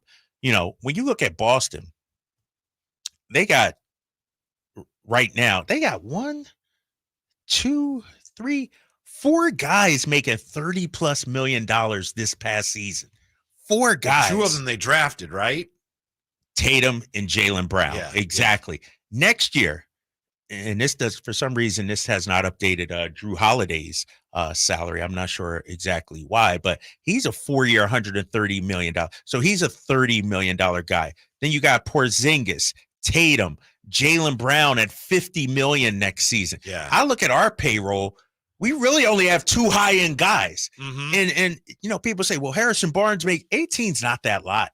Really in today's NBA. I just look at the way that, we're so hamstrung. And to your point, we're not re-signing our draft picks. We haven't hit, Tyrese, we traded away. We brought in Sabonis. Like Keegan will probably be a major, $30 million guy or something when his time comes up. But I'm just like, why are we so tight, man? It sucks. When I look at Boston's payroll. Mm-hmm. I know we don't like to talk about the Warriors, but one of the reasons they were able to hold it together as long as they were was that they drafted Curry, they drafted Draymond, and they drafted Clay. And so you can go over the cap to keep these guys that you draft. Right. And Looney they drafted. And Looney, they haven't paid him a ton. And Curry, his second contract was at a discount because of the ankle injuries. He didn't get maxed out. And so it just and we were talking yesterday about it too, how teams are, with the second tax apron and they're making heavy penalties now. You probably understand it better than I do. I don't pretend to understand all the ramifications of the new cap. I just know that it's going to be harder than ever to keep an expensive payroll together in the future in the NBA. Yeah, and I'm looking at our payroll right now. This upcoming season, De'Aaron Fox, $35 million, Domas, $41.8. Then it drops all the way down to HB 18, Kevin Huerter 16.8. You slot Malik in if he comes back at, 18 million. It's not good enough, man. The roster just isn't good enough right now. No, but it's not a matter of, it's not a matter of they just need to spend more money. It's the way the roster's set up. Well, you're limited as to who you can spend money on. Yeah, exactly. And that's the like NBA go sign a free agent. Well, they can. And to your point, that's why the league made it, easier, I guess, to re-sign your own guys, more prudent, right? Because you want to keep your hometown talent. Yeah. And, you know, they didn't want these small market teams to lose their stars to the big market. But, man, I'm looking at our draft picks recently. Oh, don't do that. I know. You said already you were in a bad mood this morning. I know, but it's like, you know, we got Fox. You got Keegan. Davian. Like, we need to start hitting on some of these draft picks, you know, and hit really high on them. I need Keegan Murray really to step up and be that dude. See, that's one reason why I hope they keep and score with the 13th pick, because you do need to draft guys that are becoming part of your foundation going forward. It's more sustainable. No, you're right. As long as they're good especially players. In today's NBA. Yeah. You're right. And that's why, you know, when you look at Denver, that's why Christian Brown's so important, Peyton Watson, because they're probably going to lose KCP. So who's going to step in to that spot for them? And so they're not going to be able to go out there and sign a big name free agent. They're not going to have the cap space. They're going to have to rely on some of their young players. They're going to go out and trade for Zack LaVine. Is Zack LaVine one of the 10 trade stories that's going to dominate the offseason? We'll find out next. Drive Guys, Sacktown Sports. Domantas Sabonis plays here. He finds Sabonis, put the frosting on the cake, put the cherry on the sundae. Sabonis with a two-hand clutch makes it 114-106. Sacktown Sports is your proud home of the Sacramento Kings. Sacramento weather is brought to you by the Roseville Auto Mall. I'm Tamara Berg in the KCRA 3 Weather Center. For your Tuesday, we're staring at plenty of sunshine. Temperatures today will feel noticeably warmer. Highs will peak in the upper 80s. Expect overnight lows in the 50s. Get the latest forecast on the KCRA 3 News and the KCRA 3 app. This Memorial Day, the Roseville Auto Mall invites you to experience the thrill of saving like never before. 17 dealerships and thousands of vehicles all in one location. The giant Memorial Day sale at the Roseville Auto Mall at the intersection of savings and satisfaction. In a world where everybody and their mother makes a primed trim board, contractors have to ask one question. Do I know what's under the primer? Available at just about every lumber yard you can imagine. Vintage trim boards are made from lodgepole pine. That's the stuff telephone poles and railroad ties are made of. It's durable. It's straight. It's been doing the job for generations. Manufactured right here in the USA. Ask for it by name. VintageTrimboards.com. At Ashton & Price, we get injury victims to yes. Experience, yes. Ashton & Price has been around for over 25 years. No more insurance companies? Yes. Our clients focus on getting better, and we handle all the rest. Results? Yes. We've collected over $100 million for injury victims. No fee until we win? Yes. Our clients pay nothing until we win. Ashton & Price, the best at getting to yes. Remember, for the best advice, don't think twice. Call Ashton & Price. What is Subcontractors United? It's a list of 3 pre-qualified and licensed contractors in over 40 trades to help with your home project needs. From cabinets to heating and air to landscapers and everything in between, Subcontractors United makes finding qualified contractors free and easy with no accounts to set up. Visit subcontractorsunited.com today and experience the joy of stress-free home improvement. Save time and money at subcontractorsunited.com.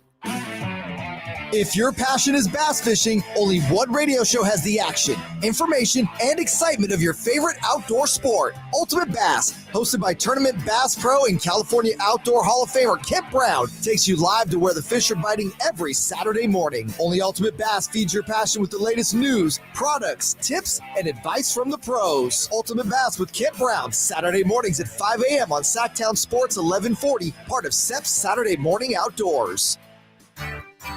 Hey, it's Carmichael Dave for American Energy Heating and Air with a question. Have you recently had a technician diagnose your HVAC system and you were a bit surprised at how much it cost? Or did something seem off about their quote? Because at American Energy, they take pride in giving you honest, straightforward solutions to get that system up and running. Have their qualified technicians come out and give you a free second opinion. It's free. You got nothing to lose but some dollars off of that original quote. They're making the uncomfortable comfortable. They've been doing it since 1981, serving the greater Sacramento area. A+ with the Better Business Bureau. That's why they keep having customers coming back for more and more and more. You can call them and set that appointment at 916-520-9990. That's 916-520-9990 or AmericanEnergyAir.com. Call 916-520-9990 now. At Fisher Investments, we may seem like other money managers, but we're different. What makes you so different than the rest of us? We ensure clients receive unparalleled service at every step of the relationship. Tell me more. Our investment counselors focus on service over sales, prioritizing clients' needs. How do you make money? We don't sell any commission-based products. We have a simple management fee based on the value of our client's portfolio. So we do better when our clients do better. What about client portfolios? We get to know each client, their finances, family, health, lifestyle, and more, and then we tailor a portfolio based on their specific goals and needs. Your clients really come first then, huh? Yes, we make them a top priority. Our goal is helping them achieve a comfortable retirement. Wow, maybe we are different. At Fisher Investments, we're clearly different. Learn more at FisherInvestments.com. Investing in securities involves the risk of loss. Hagen Oaks Demo Days is in the home stretch, and this is your last chance to register for an individual fitting appointment with the manufacturer's fitting staff from Ping, TaylorMade, Mizuno, Callaway, Cleveland, Strixon, and Zexio. You've waited many long months for the new golf season, and Hagen Oaks has your new golf gear right now. Book your individual Hagen Oaks Demo Days fitting appointment. Call 916-808-2531. That's 808-2531 for your personal fitting. Hagen Oaks, Fulton Avenue at Cap City Freeway or HagenOaks.com.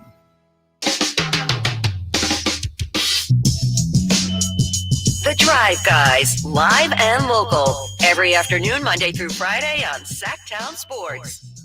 Little peek behind the curtain, I think. I'm not sure what's going on, but I'm just peeking behind the curtain, and it sounds like Drapes is doing some research on one of the guys we were talking about it quite a bit yesterday, when Larry Bird. Yeah, I was listening to Paul Pierce talk about Larry Bird and people comparing Bird and Luka and saying, you know, Luka might be, when it's all said and done, better than Bird and everything like that. And look at, and yeah, that's what people are saying. And Pierce had to break it down. You know, Luka may score more, but Bird, IQ, passing, everything else was better. Mm-hmm. Larry Bird is, That's one thing, you know, we talked about this last week. Howard Beck wrote a piece on Luka in The Athletic. Some people feel, doesn't mean it's true, some people watch him and say, Luka sometimes seems like he's performing more than he's competing. Well, no one ever thought that about Larry Bird. Yeah. I mean, he was performing, though. I know, but he was he was like Kobe. They needed to beat you. Right. They don't want to beat you. They needed to beat you.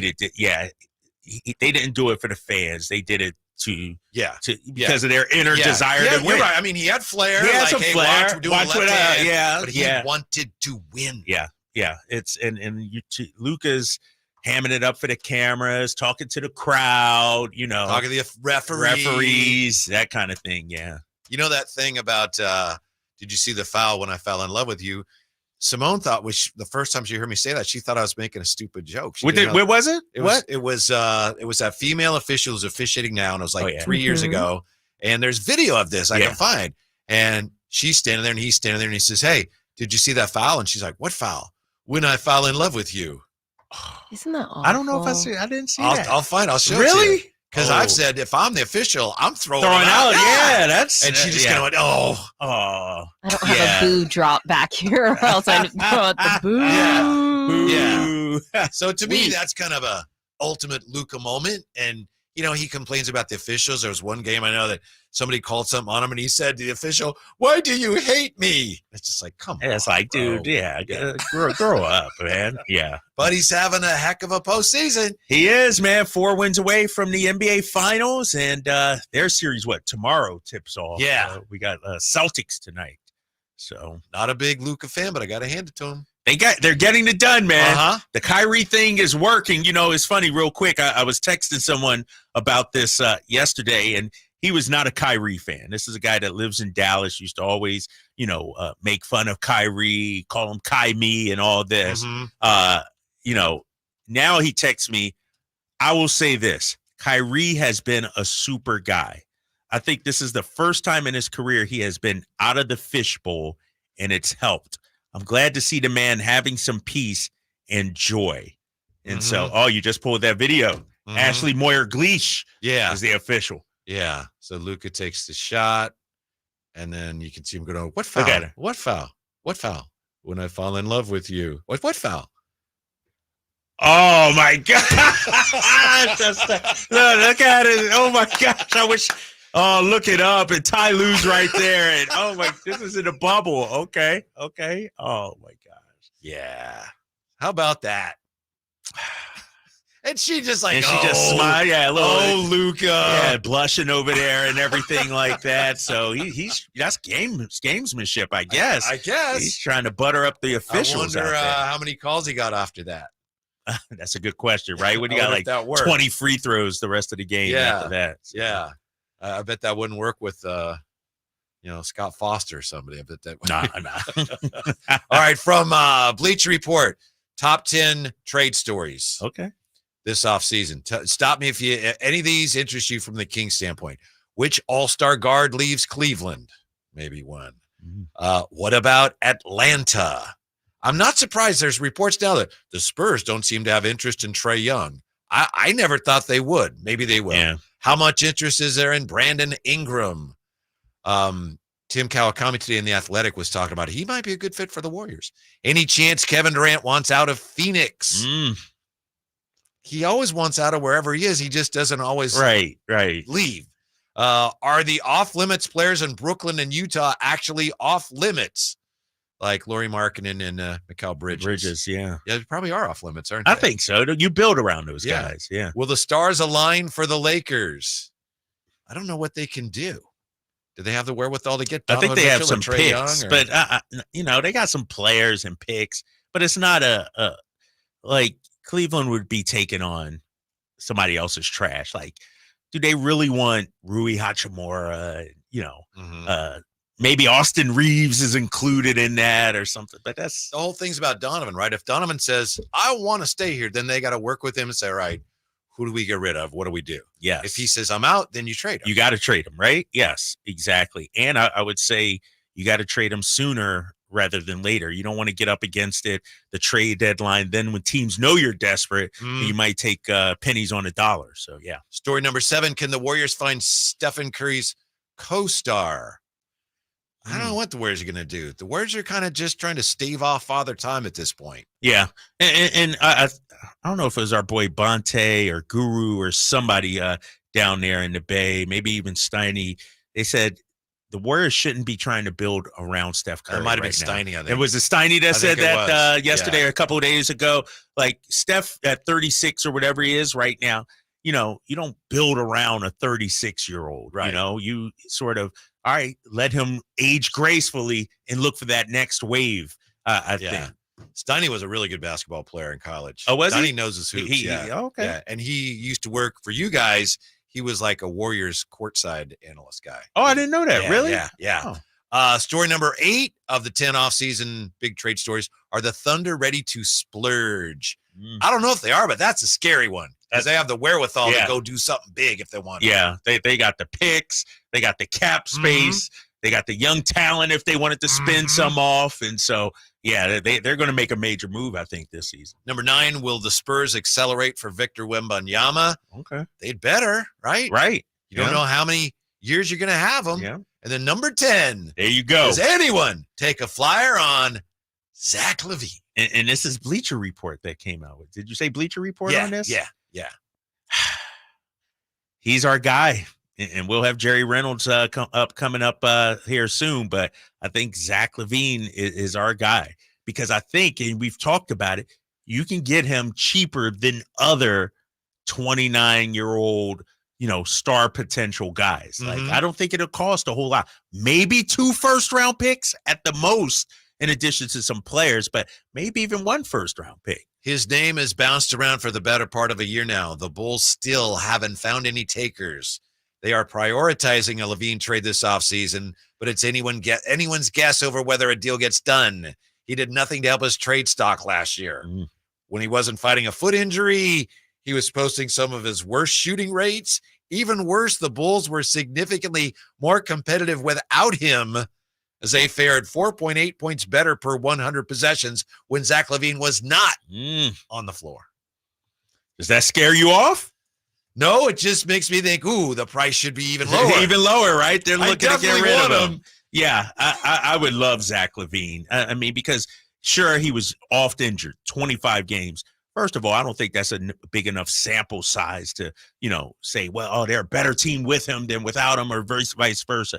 But he played in 77 games last season, Whitey. Averaged close to 25 points per game last season. Not last year. Not this past season, season before. Yeah, season before. Shot better than 37% from three. And he's only 29 years old. Like, this guy right now is in his prime. He just turned 29 in March. And so I think he's the guy for us. Yeah, Emil's in there now. To me, Zack LaVine right now, he's like, you go to the card show. He's got an opinion. And there's a card there, and it's like, it's raw. It's not graded. And it's got like a scuff or something, but I think that scuff might be on the sleeve. On the sleeve, right? It's not actually on the card. That right? might be a 10. Like, oh boy, $30, that's a lot. And I'm thinking, if I get this down to like $15, I'm very happy. One man's trash is another man's treasure. We flirted with Zack LaVine before. I say make it happen. I'm all on board, because when you look at it, as I look at what the Kings have this offseason, if I'm Monty McNair, re-sign Malik Monk, acquire talent by way of trade, you could do that, and use your mid-level exception. Yeah. And your draft pick, whether or not you move that or not. Like, all of a sudden, I got fresh. Now you got troops. You got fresh troops out here that can help you. And so I think I'm not just looking at one or the other doing this or that. Do all of the above if you're Monty McNair. Yes. Totally agree with you, Kyle. Yes. Yeah, you almost have to do that. Right. If you're serious. Right. About keeping up with everybody else on 80. Everybody else. Yeah. And you can really, like, when I look at it, they have the assets to really improve this roster. Mm-hmm. Like, really raise the talent level. Like we said, by way of trade, the mid-level, you should be able to get a really solid player, I think, with the mid-level. And so you got to do all of the above. Jerry Reynolds coming up, top of the hour. Up next, we talked about this yesterday. We'll look at the last time the NBA had 6 different champs over 6 years. It has been a while. That's next. Drive Guys, Sacktown Sports. Subscribe to Sacktown Sports on YouTube and watch the Carmichael Dave Show with Jason Ross, Stiles and Watkins, and the Drive Guys. Live Monday through Friday from 6 to 6. Plus, view archive shows and exclusive content. Subscribe at youtube.com/Sacktown Sports. Sacramento weather is brought to you by Folsom Lake Kia. I'm Mark Finan in the KCRE3 Weather Center. Skies will stay clear through the night tonight. Overnight lows will drop down to the mid-50s. Tomorrow we'll have sunshine, light breezes, and a warm afternoon with a high of 88. Get the latest forecast on the KCRE News and the KCRE3 app. Shop Folsom Lake Kia for special offers right now. I'm Coach Doug Christie urging you to visit my friends at Folsom Lake Kia and save big on your next new or certified pre-owned vehicle right now. Visit FolsomLakeKia.com. I'm Ken Korak with your Green and Gold Report, brought to you by Xfinity Mobile. Connect to the most reliable 5G network nationwide. Well, a first Major League win is always special, especially for someone who's paid his dues. Joey Estes, acquired by the A's in the Matt Olson trade, handful of innings in the big leagues for the Athletics a year ago, made his first start this year in Seattle. 5 innings, 2 hits, 1 run, 5 years after he was drafted by Atlanta. Want more speed? Well, Xfinity just increased their internet speeds, and they're faster than ever. It's time to get more out of your internet with faster speeds from Xfinity. Now through June 21st, get 150 megabit Xfinity internet for only $19.99 a month for 12 months with a 1-year contract. That's double the speed for the same great price. Click, call, or visit a store today. Requires paperless billing and autopay with stored bank account. Restrictions apply. Equipment, taxes, and other charges extra. After promo, regular rates apply. Actual speeds vary. Twin Peaks is the best in the game. Here, your favorite drafts are poured at a frosty 29 degrees. It's bigger game days and bolder fight nights. I mean, where else can you find a scratch kitchen that always comes in clutch? Every day, from lunch to late night. Only at Twin Peaks, the #1 sports bar. The countdown to Miss Twin Peaks 2024 is on. Head over to MissTwinPeaks2024.com to learn about the contest and cast your 5 votes for your favorite Twin Peaks girl. Vapes and cigarettes are responsible for the excessive amount of secondhand smoke in California. From our sidewalks to our parks, restaurants, offices, and work sites, over half of Californians are at risk of being exposed to thousands of toxic chemicals. Go to secondhanddangers.org for an action plan to protect yourself and your family from toxic harm that could last a lifetime. Because even outdoors, there's no such thing as safe secondhand smoke. Sponsored by Breathe California, Sacramento region. Capital Casino has been serving the greater Sacramento area in the same convenient downtown location for over 20 years, with plenty of close-by, well-lit parking monitored by security staff and offering the most variety of table games in the region in a safe and friendly environment. Best food, best service, and the best action. That's Capital Casino. For more information on tournaments and gaming, check out their website at capital-casino.com. And please remember to gamble responsibly. 1-800-GAMBLER. Power Business Technology is proud to be 100% independent, locally owned, and managed Toshiba copier dealer. Local ownership cuts out the red tape, allowing ourselves to never be too busy to personally answer the call when our clients need us. Recognized for excellence in service execution, training, and customer service, we're proud to be named a 2022 Toshiba ProMasters Elite Dealer. Contact us today for all of your business printing needs at 844-POWER-BZ. That's 844-769-3729, or visit us at PowerCopier.com. There is a different vibe at night at the Hagen Oaks Range, powered by Top Tracer. It's more relaxed, with golfers and newbies side by side enjoying the technology used on televised golf tournaments. Play a variety of fun games. Play Pebble Beach. Compete against friends at the Hagen Oaks Driving Range. Or treat yourself to 9 holes on the Mackenzie putting course. Hungry? The Hangout Food Truck offers burgers, chicken strips, and more. And don't forget to check the summer-long free concert schedule at the Hagen Oaks Driving Range, Fulton Avenue and Cap City Freeway. My father was a career United States Air Force pilot, and Memorial Day is a reminder of all he and so many others did for our country.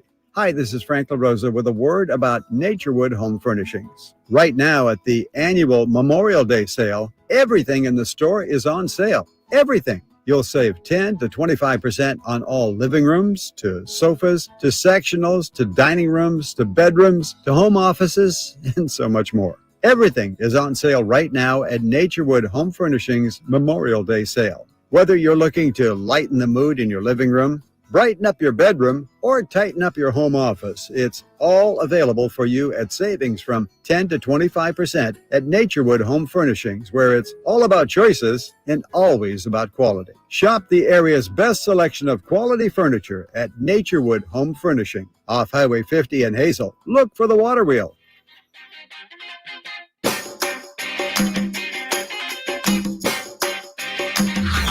Sacktown Sports. Check us out on YouTube. Search Sacktown Sports and subscribe.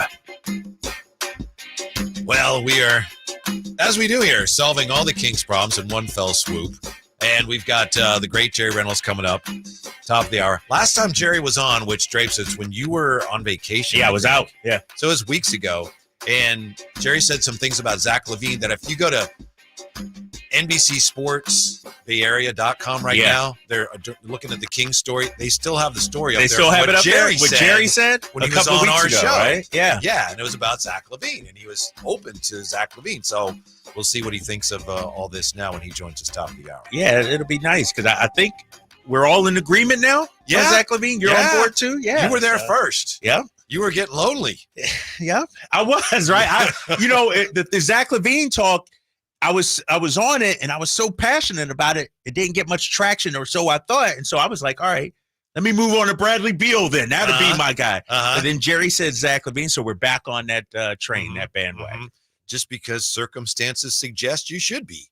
That's kind of where the Kings are. Right. I mean, you need to update, upload, upgrade the talent, all of that, all those ups, because uplift the talent. And people say, well, who's your next Aaron Gordon? You don't have to have Aaron Gordon part 2. You need to get a legitimate high level player that somebody's willing to sell on. You know what I mean? It doesn't have to be an Aaron Gordon type player. It has to be a player who's, outlived his usefulness in a certain situation that can thrive in your environment. And that's where I think Zack LaVine is. I'd have to go back, and I was not in the area. Chris Paul. Yeah. On NBA countdown coming up. He's a nice guy, isn't he? Yeah, he is. Look at well-dressed, smile, $1 million smile. Do you know, I'm wondering, could the Kings have made a move on Aaron Gordon if they wanted? I wonder. He might have said, hey, it's close to home. Sacramento near San Jose. I don't remember the circumstances then, but I wonder if that's a move the Kings could have been in on if they They cared. Well, that's for another Another time. day, yeah. The last time the NBA had 6 different champs over 6 years, we mentioned yesterday, it's Mhm. guaranteed now. It was 1975 through 1980. It was the Warriors, then Boston in 76, Portland in 77, Washington Bullets in 78, Seattle Sonics in 79, and then Magic and the Lakers in 80. 6 different teams in 6 different years. Last time it happened. I think that might be the only time it's happened. What's the matter? You all right? Because I feel like that's a forgotten era in the NBA. That stretch you just mentioned. Uh-huh. That's 75, 76 to 1980. Nobody remembers the Sonics championship. No. The Bullets This championship. is when the games were being tape delayed on CBS. Tape delayed, exactly. I guess we remember the Blazers one over the Sixers because it was Bill Walton, his first one, and Dr. J. Okay, but I feel like that stretch you're talking about is one of the, when we talk like the 70s as a decade, really. Yeah. Because you think about the 60s, you had the Celtics, Bill Russell, you had Wilt, the 80s, Bird and Magic, 90s, Jordan, 2000 Spurs, and here comes LeBron. Like the 70s as a decade feels like one of the more forgotten eras of NBA basketball. I think the 1980, you could argue that was the year with Bird and Magic coming in. That was the year the modern NBA started. They had the 3-point line that year. They didn't use it for a long time. Yeah. But, for a lot of people, it's like there was really not much before Michael. But I think Bird and Magic kind of begot Michael. Yes. And then 1980 to me, Magic, Bird, joining the NBA, that's when the modern NBA started. Right. I agree. Like, for some reason, 79 champ, 78, that those Sonics, Wizards team, Bullets teams, they just don't resonate. And I wonder, I mentioned it yesterday, when we look back at it 20 years from now, are we really going to be talking about that Raptors team that won the championship, that Bucks team that won the championship? I don't know. They're just speed bumps on the radar of the NBA. Yeah, well, I wonder if some of that is, I agree with you that it's better for the league. It's good for the league when you have different champs every year through an extended period. But I wonder if it says that one of the things we remember about the NBA is the great teams. Yeah. And during that period, there were some really good teams, but no repeat champs. Dynasties in the 70s. The Knicks kind of a little bit at the very beginning. But maybe that's what we tend to remember is not just the great players, but, that was a greatest team. Michael Jordan's Bulls and Magic's Lakers and Bird's Celtics. Right. And, as I think about it too, Whitey, when you look at those late 70s champions, that was a time when the NBA was dying. Yes. You remember you had rampant drug use at the time. People weren't tuning in, tape delay. You mentioned it. So parity back then didn't seem to be good. Like, you needed the stars, you needed the legacy, and that's where Bird and Magic came into the fact, and they were in everybody's households, and that sort of breathed life into the NBA. Do you think 6 champions, 6 different years is a problem today? Is that an issue, or is that a good thing for the NBA? I think it's a good thing, and I think the main thing is now that you have stars. Look at the 4 stars that we have still competing, the biggest stars. They're all guys that are engaging with fans. Mm-hmm. You mentioned yesterday Kareem. Kareem was the biggest star of the 70s. Kareem didn't like talking to people. Right. Bill Walton in 77, he was kind of a weird guy. Yeah. So the league wasn't as relatable then. Yeah, and think about it. And I see our guy Compio, Gus Williams, and Dennis Johnson, those Supersonics teams, yes, but those weren't, were they household names? They weren't stars back then. The 79 Bullets was Wes Unseld on that team still or no? Yeah, Wes Unseld, Elvin Hayes, and guys like that. Yeah. I think. Those are, but I don't know if they moved the needle. Like if you're in Seattle, you talk about Jack Sikma, people go, oh, yeah. When you say it somewhere else, people go, right, exactly. Does he have a fishing show? Yeah. I don't know who that is. Yeah, so, I mean, it's great for the regular season that a number of teams have a shot at it, but I think ultimately the NBA has always been about dynasties, legacy franchises, going back, to, like you said, George Mikan and the Minneapolis Lakers, the Celtics. Like, that's how we identify the NBA. Mm-hmm. By the way, I said Bill Walton was kind of a strange guy, and he was. Do you know him at all? He's like the nicest guy in the world. I do. He's super nice guy. Yeah, him and I did an event together years ago back in Louisville, and I got to know him. So super great guy. Like, walks in, smiles, shakes hands, lights up a room when he comes in. Yeah, he's awesome. he knew one of my daughters ended up being her husband. Okay. He knew the family, and I emailed him like to check on this guy, and he answered me back. He's like, I've lost touch with the family, but you're a good father to check. And by the way, you should seriously in this email, you should listen to Neil Young's new album. It's tremendous. Really? Yeah, That's like, pretty cool. Right? Just a really, really nice guy. That's cool. Friendly guy. And so is Jerry Reynolds, who joins us next. Drive Guys, Sacktown Sports. The NFL's leading rusher plays here. A handoff to McCaffrey, walks in the end zone. Handoff to McCaffrey, takes it right down to the goal line. He does his thing again. McCaffrey goes in motion right. Backwards pass led by Juszczyk. A block there. Hurdles a man. 10-5. Touchdown! CMC! You can hear all of Christian McCaffrey's touchdowns on your home for 49ers football. Sacktown Sports. I didn't ask to be thrown in the streets with nowhere to go. I didn't think I'd survive. But I did ask for help, and Covenant House was there for me. 1 in 10 young adults will experience a form of homelessness this year. For these kids who didn't ask to be put in this unthinkable situation, Covenant House is there. Covenant House helped me break the cycle of homelessness in my family. They gave me the love that I needed. Over 2,000 young people will sleep safely in a Covenant House bed tonight. When youth who are experiencing homelessness have a hot meal, a safe place to sleep, medical care, and love, they can overcome heartbreaking challenges and have a brighter future. They just really genuinely just wanted to help me succeed, and I'm succeeding. I'm a speaker, I'm an author. Covenant House really helped me and really helped mold me into the woman I am today. If you or someone you love is asking for help, go to safeplacetosleep.org today. If you're 55 and up, T-Mobile has plans built just for you. Like 2 lines of talk, text, and data for just $30 a line. That's a 45% savings versus Verizon and AT&T. Experience all this and more on America's largest 5G network. At T-Mobile, customers 55 and up can get 2 lines of talk, text, and data for just $30 a line. Switch today. With AutoPay using debit or bank account plus taxes and fees, 45% off 2 lines versus AT&T Starter and Verizon Welcome. Plan benefits vary. See details. I love a beautiful lawn, and I have a beautiful lawn, but I didn't always, until I discovered True Green.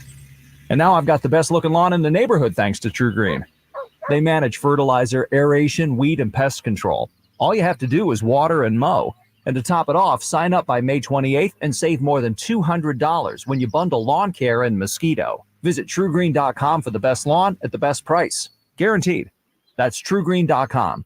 Restrictions apply. When you take the time to shop at Folsom Lake Honda, there's one thing you'll always find. Happy people ready to serve you. As a family-owned and operated dealership since 2009, customer service is our #1 priority. Our customers love doing business with us, and you will too. Looking to own or lease? During the spring sales event, drive a brand new Accord or Civic. Visit us today at FolsomLakeHonda.com, your one-stop Honda shop. Folsom Lake Honda, yeah, your one-stop Honda shop. Kevin Lewis with National Garage Door, reminding you that in Sacramento, National Garage Door is the king of garage doors. We service, sell, and install garage doors and openers. Call us today for your basketball special. A new 16x7 Rainer garage door with insulation and a belt drive opener for only $24.49 installed. Give us a call today, 916-638-4554. 638-4554 National Garage Door. Elevate your golf game at Timber Creek Golf Course in Roseville. Just named to the prestigious Golfer's Choice 2024 Top 25 Public Golf Courses in all of California by Golf Pass, Timber Creek offers an unparalleled experience. Our revamped practice facility features a grass driving range, expanded putting greens, and a chipping area complete with sand traps. Whether you're a pro or just starting your golf journey, Timber Creek is the place to be. Visit us and discover why we're the talk of Sacramento and beyond. Unwind and tee off at Timber Creek Golf Course. Contact Tax Relief Helpers for details and restrictions. Attention anyone that owes money to the IRS. The IRS has restarted aggressive enforcement actions against taxpayers who owe back taxes that were temporarily suspended for COVID. If you owe $10,000 or more, you must hear this because now is the time to clear your IRS tax debt. A special toll-free number has been established so you can stop penalty fees, avoid liens, levies, and other hostile measures by the IRS. Call Tax Relief Helpers right now at 800-934-9217. Tax Relief Helpers will provide you with the maximum protection afforded by law. I got behind on my taxes and owed $48,000. I didn't didn't know what to do. I called and they got my bill lowered to just $3,500. I owed $87,000 in taxes, and it was scary. I got the amount I owed down to just $3,500. I saved $83,500. If you owe money to the IRS, don't wait another day. Call 800-934-9217 right now before the IRS enforces liens, levies, and other aggressive measures. The call and consult are absolutely free. Call now. Call 800-934-9217. 800-934-9217. 800-934-9217. What's up? We're talking to Chad Hoblet of Hoblet Dodge Chrysler Jeep Ram in Woodland. Chad, what's going on for Chrysler's It's the Season sales event? We're celebrating 75 years in business by offering Dodge Chargers and Challengers at enormous discounted prices to say thank you. We're sad to be saying goodbye to the last of the gas-powered Dodge Chargers and Challengers, but we're sending them out in style. Right now, save up to $11,000 off MSRP on the very last of the new 2023 Dodge Charger and Challenger Scat Packs. Yeah, it's hard to believe this is really the end. Yep. Once they're gone forever. Don't wait and miss your chance because there's only a few left. And with savings like this, they won't last long. Hurry in before they're gone or search, select, and save through their whole inventory at HobletDodge.com. Unbeatable prices, unbeatable selection. Nobody beats Hoblet, period. 11,000 total net savings on select new 2023 Challenger and Charger Scat Packs after 6,000 factory rebates and 5,000 dealer discounts. 5 of this net savings, sample VIN 596361. See dealer for details. From the Power Business Technology Toshiba Studios. Your home for Kings basketball for over 25 seasons. No look, Bibby to Weber, down the lane, flying jam. There's your play of the night right there. It's inside is Sabonis, a two-hand rip, a brilliant pass from De'Aaron Fox. KHTKAM Sacramento, KYMX HD2 Sacramento. Sacktown Sports. Live and local. Live and local. This is Sacktown Sports. Yesterday we were talking about a forgettable moment in Kings history, but out of the mud rose a lotus, if you will. We were talking yesterday on the Drive, guys, about, was it February 4th, 1987? The Kings were visiting a pretty good Lakers team back then. Yeah. And the Lakers outscored the Kings 40-4 in the first quarter. 40-4. Unfortunately, the coach of the Kings was let go after that game by a furious Greg Lukenbill. But who did he hire as the head coach? Our guy. He brought up his assistant coach, who would go on from there to become a Kings icon. He joins us now, the one and only Jerry Reynolds. How are you today, Jerry? Hey, I'm great, guys. Yeah, that's an interesting story. You know, there's a lot more to that story, by the way. Really? Yeah, you know, well, here's what happened. You know, they hired me as interim after that, which I told them really they were actually firing a better coach than they were getting, but they had actually hired Bill Russell. They didn't tell anybody because he didn't want to take over in the middle of the year because he was smart. And so anyway, they didn't tell me either. And so anyway, you know, that was kind of the interesting part of that, as well as, you know, things went significantly better the rest of the year. And so they felt obligated to keep me. And that was fortunate because I got to stay with Bill and Willis Reed. So that was great. I enjoyed it. But anyway, then the other part of that, the very next game was after the All-Star break, and I was the head coach, and we were playing the Lakers again in Sacramento. And I didn't even have an assistant then. Later on, we won a couple of games, they hired Don Buzzi to be my assistant, who was terrific. But in those days, but anyway, we were playing the Lakers, and on TNT, and I took a timeout. We were down 12-6, and I told the guys, I said, "Damn, we've really improved a lot already." So anyway, that was kind of the highlight of that game. Although we did play them pretty good. I think they beat us 8 or 10. But that was the Showtime Lakers, which, as you guys were talking, I was listening to you talk about some of the earlier champions, and they probably wouldn't match up with Showtime Lakers. Yeah. What did you make of all this talk about best players ever? And it was interesting because Michael Jordan said that Larry Bird was better than LeBron. Now, Michael Jordan he's got a little something against LeBron, but Larry as well as anybody. He was great, but what do you I've never even heard that comparison before. Larry Bird to LeBron James. What does the great Jerry Reynolds think of that comp? Well, I don't think it's a really good comparison. I mean, I really think that, you know, they always call LeBron kind of a small forward, but he's not. He's always been the lead guard. And it's more of a comparison to Magic than it is to Bird, really. They're more similar. But, you know, no, and as much as I love Larry Bird, and I think he's probably deserves ranking in the top 5, all over 5, 6, 7, somewhere in there. But I think I really believe that LeBron's the greatest player who's ever played. You know, I don't, you know, love everything about him or anything, but just the You don't love longevity. that jersey he wears, do you? You don't like that jersey. I hate that jersey he's got on. Yeah. Yeah. I mean, he could put on any other jersey. He could wear a Charlotte Hornet jersey, and I would really like him a lot. Jerry, we had that discussion yesterday about Bird. Where do you throw Wilt in? Because, up until 2 days ago, Whitey, you had Wilt in your top 5, and then you put Bird in the top 5. Well, how would you characterize Wilt and his standing among the all-time greats? Well, actually, I mean, really at his best, and I always say that's the way you really probably ought to gauge guys, pick out their 5 best years, because I mean, as longevity is important, but I mean, greatness is probably for just when guys are at their best. But having said all that, he would really be the best, the most dominant. He wasn't the most complete player, but there's nobody could put 5 seasons together like he did. I mean, the record books are Wilt Chamberlain's records and everybody else's. Yeah. Now, people say different time, this, that, and the other. But I thought Wilt made a great statement to Jordan once. They were arguing about, in effect, who was the best and this, that, and the other. And Wilt kind of had the final comeback. He said, "Well, Michael, they changed the rules because of me." Yeah. The one thing about Wilt, Jer, as you know better than any of us, 1969, I think it was, and they lost to the Celtics again.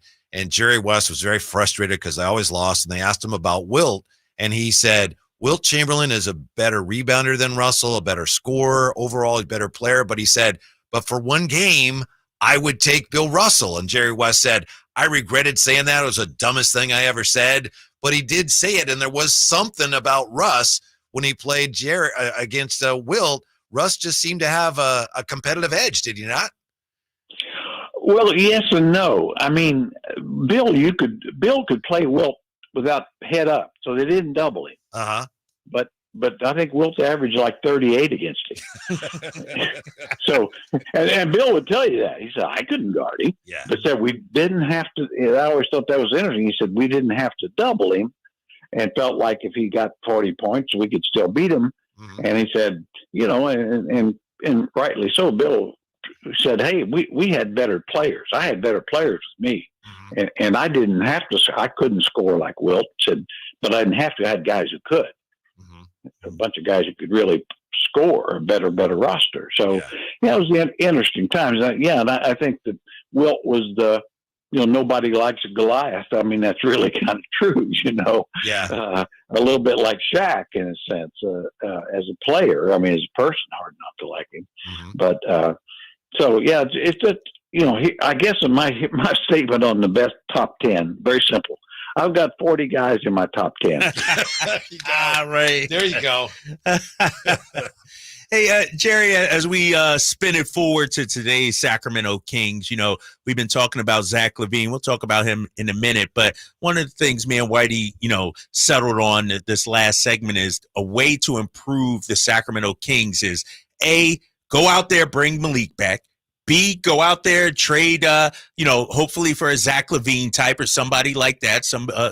B, use your mid-level, your full mid-level, get some talent. Like, we wanted all this offseason. Draft pick, exactly. Like, it's not just one magic pill. How do you view this offseason for Sacramento? Is this the time to, call in all your chips and do everything and really put this team and upgrade this talent level right now? I think you have to. I'm with you guys. I mean, it's easy to say, hard to do, and I don't know if it can be done. But the West is going to get tougher, guys. The Spurs are going to get better. The Rockets are going to get better. Memphis will come back from all the injuries. So you have to get better. And I don't think you can get better if you lose Monk, number one. Right. And so hopefully you keep him. And then I would say the thing about free agency, that's the best way to get better. But you better start by keeping your own and then stealing somebody else's. I think they've got to, definitely look certainly at trades. I mean, that's sure the draft itself. If you could probably trade the pick and a player and get something, a young, proven guy that fits, that would be good. But you got to prepare to take the pick, because it's also true is that Hall of Fame is full of guys who were picked 13 or lower. Yeah. I mean, and this is one of those drafts when I was talking to a couple friends and scouts and stuff, and they were saying, it's one of those things to where the fifth pick probably isn't any different than the 15th. It's just a matter of somebody's opinion. It's that kind of draft. Right. You're not talking about Wembanyama or LeBron James. They're not in this draft. Mm-hmm. Do you have any thoughts, Jer, on who might be a good fit for the Kings? Well, I haven't studied it much. There's a couple of guys that I kind of like the Cody Williams kid out of Colorado. Seems like he might fit. I really like. It seemed like to me a guy that has a game that translates to the NBA quickly. I'm not saying he'd be the best fit, but Dalton Connect at Tennessee. Yes. He's 6'6", can knock down shooter, and he's athletic. He's a bigger. To me, he's a bigger, more athletic version of Tyler Hero. And that'll play in this league. Yeah. The great Jerry Reynolds, our guest here. What do you think? And I know we're all over the place here, Jerry, but what do you think of potentially free agent acquisition, Derek Jones Jr.? You think he'd be a good fit? Oh, he'd be fabulous. My goodness. I watch him and I just get so excited. He is one of those guys that, they're out there. That's how you get, sometimes you're, like he's a guy that bounced around, but he wasn't quite ready. Now he is, and he's going to be a free agent. I don't know if Dallas can keep him, so, I think there's I think that's kind of, you need a little bit of luck, catch some of these guys on the rise. I always say, before Doug Christie wasn't Doug Christie until he got to Sacramento. And Bobby Jackson wasn't Bobby Jackson until he got Sacramento. They were on 3 or 4 teams. So that's important to catch guys on the rise. And as both you guys know, not very many players that come into the original teams that are so good they just stay. Yeah. Ask the New York Knicks, Josh Hart, Jalen Brunson, and Dante DiVincenzo. I'd be just like Dante. It's like he wasn't particularly good for the Kings or the Warriors. He's terrific for the Knicks. Yeah. No, you're right. You look at that whole Knicks team, basically. Julius Randle. They got guys from and their draft picks quickly and RJ Barrett, they traded away, and so Jerry, when you look at the Kings, and I wanted to ask you about Mike Brown and his contract situation, because we talked about this yesterday. It seems like the going rate for a head coach, cover your ears, Jerry. I know it's my $10 million a year. Should an owner look to save money on the coach, or because it's the price of doing business, that's what the cost is? Just, don't let $1 or $2 million spoil something that you have going good right now. Well, that's, dollar bills can't coach your team for you. And so, and certainly you don't have a cap on coaches. So if you got a coach you like and is a good coach, you better keep them. And the going rate, it's too bad I wasn't involved in the going rate. But in those days, 300,000 or 400,000 was like tops. Right. I think Larry Brown got 400,000. We thought he was greedy. So anyway, but Mike Brown's an excellent coach, and it's a matter of when they whatever time the decision should be made. I know he's got a team, I guess, got an option after this year, but you'd like to believe they would make a decision, but before the summer, to where he's in the last year, that sort of thing. And I would think 3 years would be a good opportunity if you want to wait this season and say we'll address it in the summer. I wouldn't say that's unfair, because he'd still be under contract, but you could, you certainly have enough basis to say, yeah, he's our guy. Let's sign him, not just let's extend him now 3 or 4 years, and not and rather than just pick up the option and sign a new contract. So. Yeah. That'd be my thought. Mm-hmm. Jerry Reynolds, nice enough to join us. And here it is, Jerry, as we look ahead to what could be a very important summer for the Kings. It was on this date in 1998, the Kings, and I think you were in player personnel then. I apologize if I'm wrong. Yeah, you guys made the deal. Otis Thorpe and Mitch Richmond going to the Wizards, or they were the Wizards. Yeah, the Wizards for Chris Webber. What was the thinking that went into that deal? We thought that Weber was way better than Mitch at that time. Yeah. Bingo. Yeah. I mean, it was a case of Mitch, had been great, but we felt he's on the downslide, and felt C-Web was really just starting to become the player that everybody assumed he would be. And part of that reason he's available, he'd made, Washington, management and owner and I know, talking to Wes Unseld and different things, they really tired of him a little, as it were. And so when the trade was made, it wasn't a popular trade here, because fans had really became attached to Mitch, obviously, and they knew that C-Web didn't really want to come, so it wasn't popular at that time. Obviously, it was the right move, as it turned out, and then that was also everything. Kind of some of the things we're talking about now is that's how the franchise turned, because he had 2 rookies came in at the same time, Peja Stojakovic and Jason Williams. And, Peja had stayed a year after being drafted in Europe, and then signed up Vlade as a free agent. For Vlade, and then, of course, C-Web. So your drafts, trades, and free agency all hit. And then maybe equally as important, it really hit on a couple of free agents that weren't really wanted by anybody much, like John Barry and Scott Pollard. And Vernon Maxwell too, right? And Vernon Maxwell. Yeah. Max was he was terrific. He was able to even keep Jay Will in line for half a year anyway. Jerry, along those lines, when we look at the job Monty McNair is doing and what he has to do, he made at the time, which was not a popular trade, trading away Tyrese and bringing in Domas. Here we are. Can you just speak to having to make those kind of decisions that may not win the press clippings or the headlines, or the fans may not sign off, but ultimately forget all the outside noise. You got to do whatever is best you think for the team. Well, yeah, it's kind of like the old saying that Jeff Petrio talked about. If you want to lead the orchestra, you have to turn your back to the audience. And I think that at some point that you got to do what you think's best for the team. And I mean, certainly that was a difficult trade to make. A young, talented point guard everybody knew was going to be terrific, but you got, quite honestly, not only the best center in this Kings history, the entire Kings history, but it's a position you didn't have at all and probably couldn't get.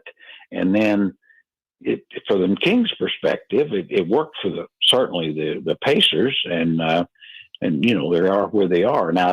They also added Siakam at the break, which has a little to do with, by the way. But I mean, it made Fox better. So you actually, I always say that trade made 2 positions. Right. You improved 2 positions.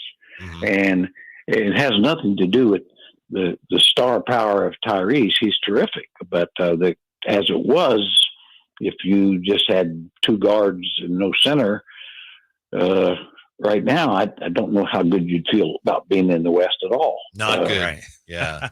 And I want to ask you about Domas and his defense, because I admit my feeling has been very willing defender, just a subpar defender. But we know that he got a vote for Defensive Player of the Year. He picked up a couple of votes here in the all defensive teams, which came out today. Didn't make the team, but got some votes. Is he a better defender than some of us have given him credit for being, Jer? Probably, but you're right in what I think you think. In that I don't think he doesn't protect the rim well. He's just simply not long enough and lively enough. That's his weakness. But he's probably by far, from what I've seen, the best center in the league as far as switching out on wings and things of that nature.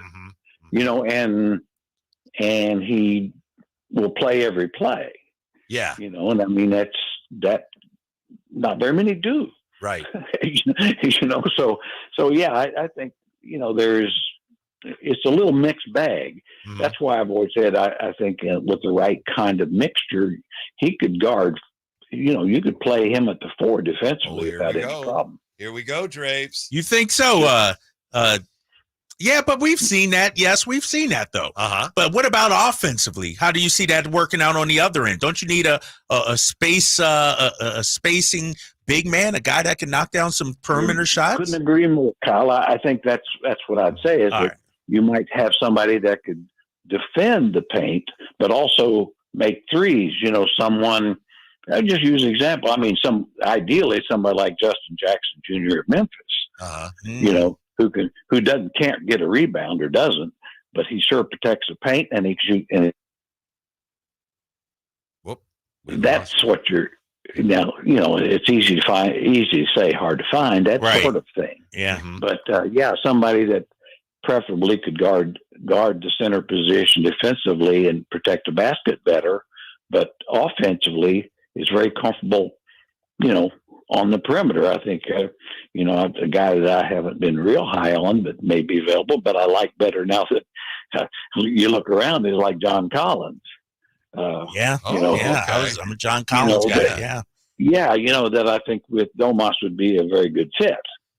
See, I don't know what to think about players anymore, because I used to think, I'm not a big John Collins guy, not a big Zack LaVine guy, and now Jerry's like, those guys would be good fits, and now I got to reevaluate everything I think, Jerry. Hold on. Hey, Jerry, I've been saying that for 7 months to this guy. You come on one time and bring up John Collins, he's like, I might have to look at. I've been saying John Collins for 7 months, Jerry. Well, Kyle, you've probably been right for 7 months. I just kind of came over to the dark side recently, partly out of desperation, saying, man, they got to get some athletes in here. Yeah. And, I mean, it's like with Zach, I mean, he's such a terrific athlete. I always thought he's a ball stopper and a little bit too isocentric, so to speak. But I do think that probably with Domas, a lot of that problem would go away. Yeah. And he can damn sure go get a shot. Yeah. And I do think that's kind of why I like those two guys a little better than I wanted to like them. Right. I think there's a fit there for them. Yeah. Gotcha. I'll just have to reevaluate. Yeah. Just look at. Yeah. I was gonna say. Well, like I say, I mean, Kyle was probably right on. I came late to the party, but I'm there now. I'm patting myself on the back now, Jerry. And here's the one thing we know about Whitey. One day he'll think one thing. The next day he'll wake up and think something entirely different. Wilt went from 5 to 6 on his list, and Wilt ain't played the game in 40 years. So, we know he'll change his mind.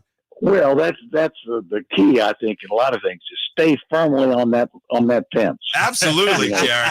Just straddle the crap out of it. Yeah. I got 40 players in my top 10. He said it best. Thanks, Coach. That's me. Yeah. As, always being a front runner. You know me, Whitey. We appreciate it. Thank you very much. We'll talk to you soon. All right.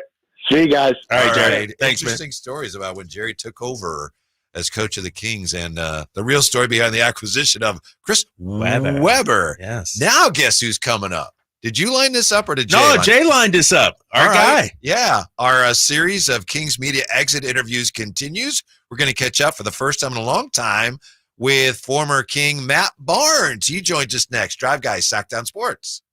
You never know what you might hear when listening to a Sacramento Kings game. Out of Keegan, going for another triple. Man, is he feeling it. Keegan, can he do it? Yes, there's number 11, Keegan Murray. Keegan steps back. He just knocked down his 12th three-pointer, a Kings franchise record. He's got 45 points. Never miss a moment of Sacramento Kings basketball with Sacktown Sports and the Sacktown Sports app. Progressive knows finding your new home was a dream come true. You wanted a colonial with high ceilings, hardwood floors, and a peaceful neighborhood. And you found it. Now, every Saturday at 6 a.m., you get to wake to the sound of your neighbor's leaf blower. Progressive can't save you from your noisy neighbors, but we can save you money when you bundle your home and auto with us. Get a quote at Progressive.com. Progressive Casualty Insurance Company affiliates and other insurers not available in all states. Find what you love, love what you find. A Total Wine and More. There's so much waiting for you. All kinds of beers and thousands of wines. Guides in the know and prices so low. It just might blow your mind. You're gonna find what you love and love what you find. Only at Total Wine and More. Drink responsibly. B21. What is Subcontractors United? It's a list of 3 pre-qualified and licensed contractors in over 40 trades to help with your home project needs. From cabinets to heating and air to landscapers and everything in between, Subcontractors United makes finding qualified contractors free and easy with no accounts to set up. Visit subcontractorsunited.com today and experience the joy of stress-free home improvement. Save time and money at subcontractorsunited.com. The Summer Starts Here sales event is on now through Memorial Day at your Toyota dealer. Take advantage of great deals on Toyota's entire lineup of cars, trucks, and SUVs. Right now, drive into the season of fun in a new Toyota and get low 3.99% APR financing on Highlander. Or check out great lease deals on Camry, Corolla, and RAV4. Hurry, Toyota's Summer Starts Here sales event ends soon. Toyota, let's go places. Offer available on 2024 models through TFS to buyers with premium rated credit. Excludes hybrids. N6324. The news on vapes talks a lot about the technology and teen use, but parents need to know more about the dangers of nicotine. So know this. 1. Nicotine is a poison that can rewire teens' brains. 2. It can increase mood swings. 3. It can limit attention and learning. So even when it comes in new tech, nicotine is brain poison. Go to undo.org for more. Pizza's here. Oh, great. I'd love some, but I'm worried about my stomach issues. If you're worried about having diarrhea, gas, bloating, stomach pain, or loose, oily stools, it may not just be stomach issues. It could be a condition called exocrine pancreatic insufficiency, or EPI. With EPI, the pancreas doesn't release enough enzymes to break down food, but EPI is manageable. Use the symptom checker on identifyepi.com and talk to your doctor. That's identifyepi.com. Sponsored by AbbVie. In a world where everybody and their mother makes a primed trim board, contractors have to ask one question. Do I know what's under the primer? Available at just about every lumber yard you can imagine. Vintage trim boards are made from lodgepole pine. That's the stuff telephone poles and railroad ties are made of. It's durable. It's straight. It's been doing the job for generations. Manufactured right here in the USA. Ask for it by name. VintageTrimboards.com. So here's a fact. 85% of the population will suffer from foot pain in their lifetime. That's almost everyone. So you'd think there'd be plenty of healthy long-term remedies, but there just aren't, right? Hi, I'm Dan from the Good Feet store. You know, people come in all the time sharing the same frustrating story. Bought this, tried that, been there, done whatever, all different kinds of things, but all with a similar result. Nothing. A discouraging and endless cycle of disappointment. If this rings a bell, don't despair. There is hope. If you think you've tried everything, You probably haven't tried Good Feet arch supports from the Good Feet store. They're designed to relieve, even eliminate the pain commonly caused by certain foot conditions like plantar fasciitis, bunions, flat feet, and others. Plus, provide better balance and increased comfort. Do you have sore feet, an aching back, or plantar fasciitis? Then get to the Good Feet store nearest you for your free arch support fitting. Good Feet arch supports are only available at the Good Feet store. Hello, Sacramento. I'm Emran Pilati, owner of True Sports Cards and Collectible Store here in Rockland, California, and the host of the True Sports Cards Show that airs right here on Sacktown Sports 1140 every Saturday from 10 to 11 a.m., where we discuss the latest trends, hottest products, and deliver exclusive interviews with other industry leaders. And don't forget to visit our shop, True Sports Cards, at 6661 Stanford Ranch Road in Rockland and see what we have for all your sports card and memorabilia needs. Nighttime is the right time to track your golf ball's flight time at the Hagen Oaks Top Tracer driving range. It's more relaxed at night with people enjoying the Top Tracer technology where you can play Pebble Beach at Hagen Oaks. You can compete against your friends in a variety of games or just practice with the Top Tracer television technology. There's food when you're hungry from the Hangout food truck or enjoy a craft beer on the brand new patio with relaxed seating. And don't forget the summer-long free concert schedule. It's the Hagen Oaks driving range nightly until midnight, Fulton Avenue at Cap City Freeway. Did you miss any part of our live local shows? Don't worry, you never have to miss them again. Check out sacktownsports.com and search our podcast page and play our shows when you want. The Carmichael Dave Show with Jason Ross, Stiles and Watkins, and The Drive Guys. Plus, other podcasts like Return of the Empire, Return of the Roar, the Stingers Up podcast, and Golf to Go with Frank LaRosa. They're all available right now on sacktownsports.com.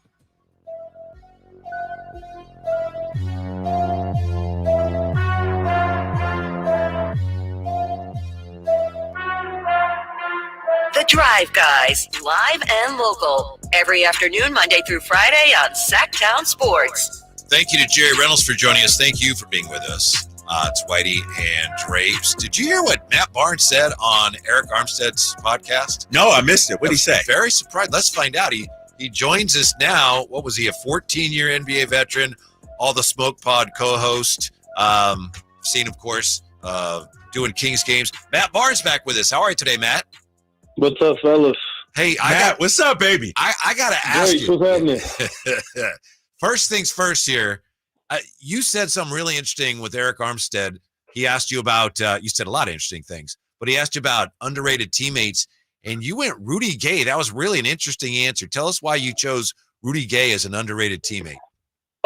Just talent-wise, I felt like him and Jeff Green were probably two of the most talented, skilled, really no flaws in their game, no holes in their game when they're at their peak. And you know, for some reason or another, it was just never really awarded. Maybe due to consistency or whatever it may be, but just very skilled guys that could really do anything out there on the court at any given time. And I think sometimes maybe both of those guys got knocked because they were nice guys, maybe not mean enough, dirty enough, but two guys that were very skilled that I played with throughout my career. Awesome. Yeah, our guy Matt Barnes joining us, and Matt, I saw some of the clips you guys had with Alonzo Mourning, man. Tremendous job with that. I love Zoe, and I like the fact that you guys talked about Sean Kemp as well. Yeah. The Rain Man, and when I look at Sean Kemp, as great as he was, there's never been another one like him. Like, we got all the athleticism in the world now, but nobody really moves like Sean Kemp did back in the day. Just speak to that, man, and how great the Rain Man was. He was one of my favorite players. Yeah, Sean Kemp was 6'10", and it's always not necessarily awkward, but it doesn't look as cool for 6'10" guys to do stuff in the air like it does for a 6'6" or a 6'4" guy. But somehow Sean made it look cool, and he was up in the air and dunking on people, and Zoe made a great comparison. He called him a 6'10" Vince Carter. So if you kind of apply that logic, it's just incredible. But yeah, definitely an underrated, a very underrated talent at a time where obviously social media didn't exist. I think if him and GP were doing their act, when social media was existing, it would be a whole different come for them post-career and probably during career too. So very talented guy. We're actually in the works right now trying to get him out to LA next week to sit down and have an interview with him on All the Smoke. So hoping, keeping our fingers crossed for that. Yeah. You know, when Zion was first coming into public consciousness and we all watched him and tried to figure out, is he like anybody? I know it's a really imperfect comparison, but Sean Kemp was the only one that I could think, well, I see a little of that. That was the only comp I could make to Zion. Duke. You know what I mean? Yeah.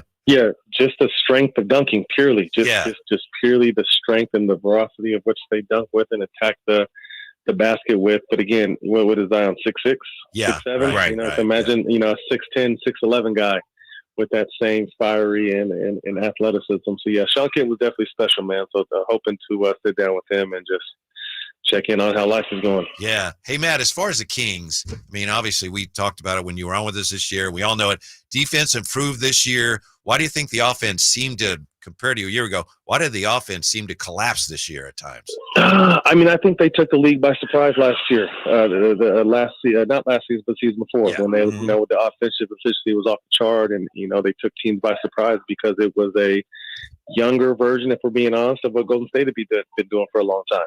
And it was kind of a new twist with new characters and guys in new roles. And, those guys went out there and executed it and, made a nice little run to the first round of the playoffs. But this year, just like any good quarterback who has the first year, they want to see, is this guy serious? Was that because we didn't scout him as hard?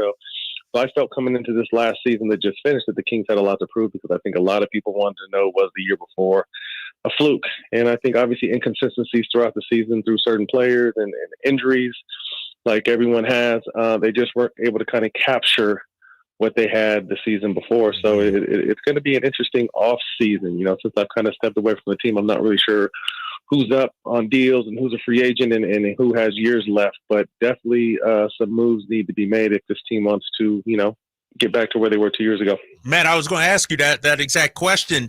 Can Monty and the Kings afford to be patient in this current landscape of the West? Like, we got to do something, big fella.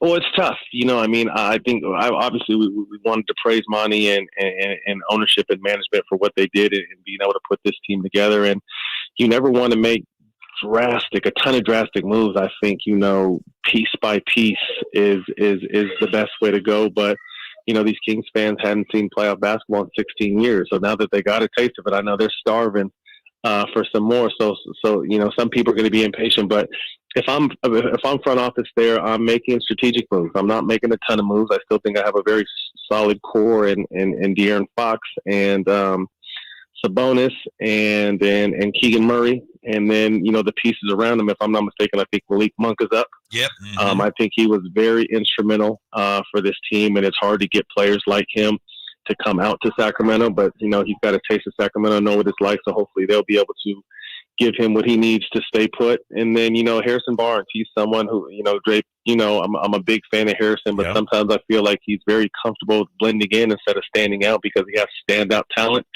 So there are a few guys that I would definitely hear offers for and kind of test the water, so to speak, with some of those current guys. But I think it's no secret they need to make a move. They have to kind of decide what they're going to do with Kevin Huerter. It was a very up and down and inconsistent year, and he took a lot of heat and played well and got hurt, and then played well and got hurt. So really kind of interested to see what they do with him. So they definitely have some pieces that that you can dangle out there and see what see what'll happen with it. But it's going to be an interesting summer for Monty and management to see what kind of moves they can make, because if we recall last year, they didn't make too many. They were very comfortable with what they had accomplished the year before and thought that this year would be a year of growth. And, they kind of took a little bit of a step back. So it's going to be an interesting off season for Monty because, again, you got a lot of praise and well-deserved praise, 2 years ago. But I think this is a bigger summer coming into it because 2 years ago they got a taste. This year they didn't make it. So they're going to be starving next year. Catching up with Matt Barnes. And Matt, we got Mike Brown's situation. He's got another year in the deal. He's got two, but the second year is a mutual option. So essentially we're coming up on the last year of his deal being guaranteed. It's apparent that he's expecting an extension, and there are reports, obviously, no one says this publicly, but it looks like he wants something in the neighborhood of $10 million a year. Kings fans are hoping this gets resolved soon. Could you, from your unique perspective, just speak to how much he has meant to the Kings in the short time that he's been here? $10 million a year. That rang out to me. I mean, I wish because that's what Budenholzer's getting with Phoenix. Yeah. I'm not mad. My money, man. He's been instrumental. I think the inconsistency in, if I can freely speak, in the front office, previous to what Monty's regime has kind of done. You know, I think back to DeMarcus Cousins having, if I'm not mistaken, 7 coaches in 8 years. You want consistency. You want some sort of foundation. I think Mike Brown has been able to bring that to the organization. I still think there's times where Mike struggles managing the game at times with player rotations and guys not playing for weeks at a time and then been throwing in the fire and getting a ton of minutes. So as players, and Kyle, you know, I've spoke on air about this. We're creatures of habit, and you're going to get the best out of players if they know what kind of routine and substitution pattern, and am I in the rotation or out of the rotation? And I can speak as a former player who's been yanked around or consistently in the rotation or out of the rotation. That's very hard to deal with. I mean, people look at the money and you're in the NBA and you got to be ready, but a lot more goes into the preparation of being ready if you consistently know you're going to get minutes or if you consistently know you're not going to get minutes. And I think that's one thing that I see from an outside looking in as a fan of Mike and a fan of the Kings is kind of just his inconsistency with his rotations and having guys ready when he needs them at their best. You know, Matt, let's continue right there because I agree with you. But then I also look at it as, did Mike trust any of those guys? Is it up to those guys to earn his trust? Or as a coach, should you just, you know what, I'm going to give this guy 10 games, 15, whatever it is. I felt like Mike kept searching and really didn't trust some of his bench guys. I completely agree. And I think that's the biggest – that'll make or break a player. You know, there's a ton of guys sitting on the bench around the league that just haven't got the trust of the coach or into the right situation. And if you're giving a guy 2 or 3 minutes to prove something, it's highly unlikely he's not going to be able to prove anything because he's probably up to the mindset or I need to press and make something happen. And that's when players make mistakes and aren't really themselves. So, Kyle, I think you make a great point, really trusting in these guys. And I think one guy to point out is, you know, Davion Mitchell. You know, I think he's been a guy that's kind of been yo-yoed around, and some of that is Davion's fault, but some of it to me is inconsistent minutes and being thrown in weird situations and not really getting a chance to work his minutes because the minutes are here and there or sometimes not there at all. So, again, each coach Kyle has different rhyme or reason to how he finds out or how he motivates his bench, and that's kind of just one area that I've seen as a fan and someone that knows the game and has had Mike as a coach, just kind of his inconsistency with 1, trust, and 2, giving guys the opportunity to, I guess, prove themselves out there or earn more minutes if you're outside of his, let's say, favorite 5 or 6. Mm-hmm. Yeah. Right. Matt, we appreciate your time very, very much. Thanks. And we hope to talk to you again soon. No problem, guys. All right, man. All right, Yeah, peace, man. Matty Barnes. Man, Good our job. cavalcade of guests continues, huh? Yeah. We've been bumping today. I love it. Mm-hmm. Love Good it. stuff, too. Yeah. And, you know, he was critical of Mike Brown a little Exactly. bit, too. That's what I mean. Yeah, we got to maybe dive deeper into that. You know, we're about to give him $10 million. But I do think as You never wanted to give him 10. I'll give him 10. I do think there's room for Mike to grow, just like the players as well. Mm-hmm. So we'll talk about that also. Is it championship or bust? Banner or bust for Boston? Next with the Drive Guys on Sacktown Sports. Did you miss any part of our live local shows? Don't worry, you never have to miss them again. Check out sacktownsports.com and search our podcast page and play our shows when you want. The Carmichael Dave Show with Jason Ross, Stiles and Watkins, and the Drive Guys. Plus, other podcasts like Return of the Empire, Return of the Roar, the Stingers Up podcast, and Golf to Go with Frank LaRosa. They're all available right now on sacktownsports.com. Sacramento weather is brought to you by the Arnold Law Firm. I'm Mark Finan in the KCRE3 Weather Center. Skies will stay clear through the night tonight. Overnight lows will drop down to the mid-50s. Tomorrow we'll have sunshine, light breezes, and a warm afternoon with a high of 88. Get the latest forecast on the KCRA News and the KCRA3 app. The Arnold Law Firm has seen how a collision can turn anyone's life upside down in a heartbeat. So remember to be a little more alert on the road and stay safe. The Arnold Law Firm, providing real justice for you since 1975. Call 916-777-7777.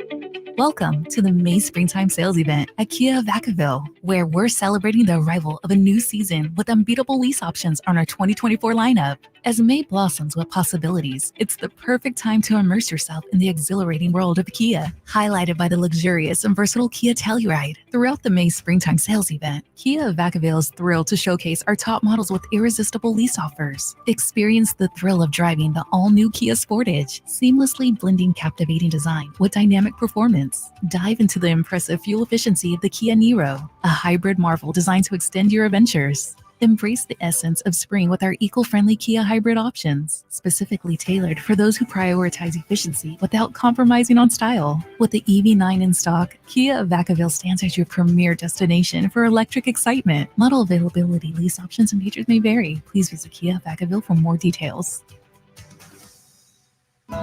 My father was a career United States Air Force pilot, and Memorial Day is a reminder of all he and so many others did for our country. Hi, this is Frank LaRosa with a word about Naturewood Home Furnishings. Right now at the annual Memorial Day sale, everything in the store is on sale. Everything. You'll save 10 to 25% on all living rooms, to sofas, to sectionals, to dining rooms, to bedrooms, to home offices, and so much more. Everything is on sale right now at Naturewood Home Furnishings Memorial Day sale. Whether you're looking to lighten the mood in your living room, brighten up your bedroom, or tighten up your home office, it's all available for you at savings from 10 to 25% at Naturewood Home Furnishings, where it's all about choices and always about quality. Shop the area's best selection of quality furniture at Naturewood Home Furnishing, off Highway 50 in Hazel. Look for the water wheel. Power Business Technology is proud to be 100% independent, locally owned, and managed Toshiba copier dealer. Local ownership cuts out the red tape, allowing ourselves to never be too busy to personally answer the call when our clients need us. Recognized for excellence in service execution, training, and customer service, we're proud to be named a 2022 Toshiba ProMasters Elite Dealer. Contact us today for all of your business printing needs at 844-POWER-BZ. That's 844-769-3729. Or visit us at PowerCopier.com.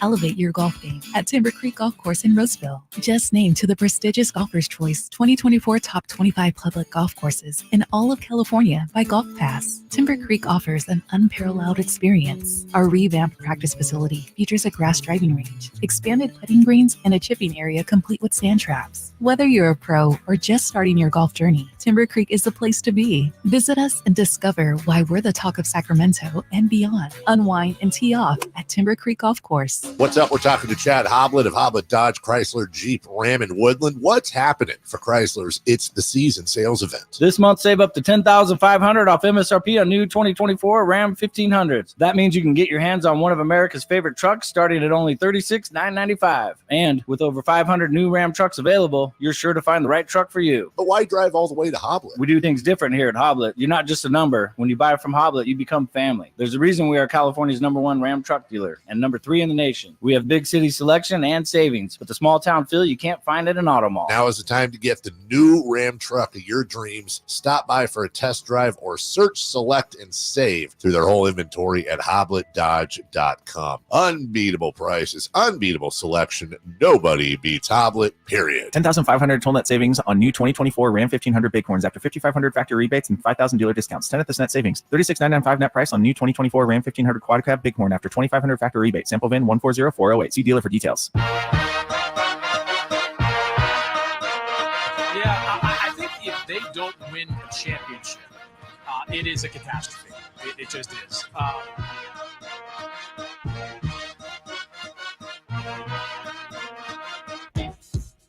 The Drive Guys powering your afternoons Monday through Friday on Sacktown Sports. Catastrophe. Them strong words. I believe that's your boy, right? Yeah, that's Chris my guy, Mannix. Chris Mannix, speaking moments ago.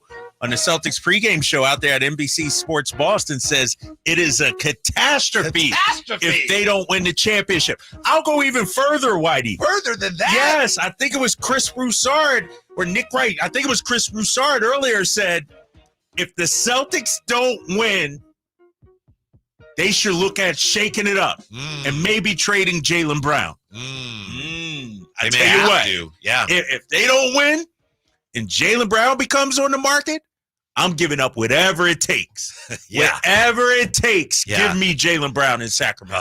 If it came to that, and I know we're getting way out ahead of ourselves, but that's one of those situations where the Kings would have a hard time competing with other teams who wanted them. Yeah, but you'd have to throw some names in that maybe you wouldn't want to. Yeah. A player of that ilk. Okay. You know what I mean? Let's but say you're OKC. right. OKC said that's the guy that we need. Transformers. Yeah, they how many first round picks? They could. So yeah, you're right. You're right. But man, that would be maybe we could get some ancillary guys, like part of a 3-teamer or something to make things work. You know what I mean? Like help facilitate a deal for somebody where we get something out of it. That's something to keep an eye on, man. Cal guy, he'd be tremendous. Come on. But yeah, it's the Celtics keep coming close, and we've talked about it, and it's really boring, but it's the fact of the matter that you have the new CBA with all the rules that make it even harder than ever to keep an expensive team together, and Boston is coming up against some of those rules, and so at some point they have to win. Yeah, I'm looking at. Or you're going to lose a chance. You're going to lose a chance, and I'm looking at their salary. Jaylen Brown, his new contract kicks in next year. A little pricey, I think. 49.7, then 53, 57, 61.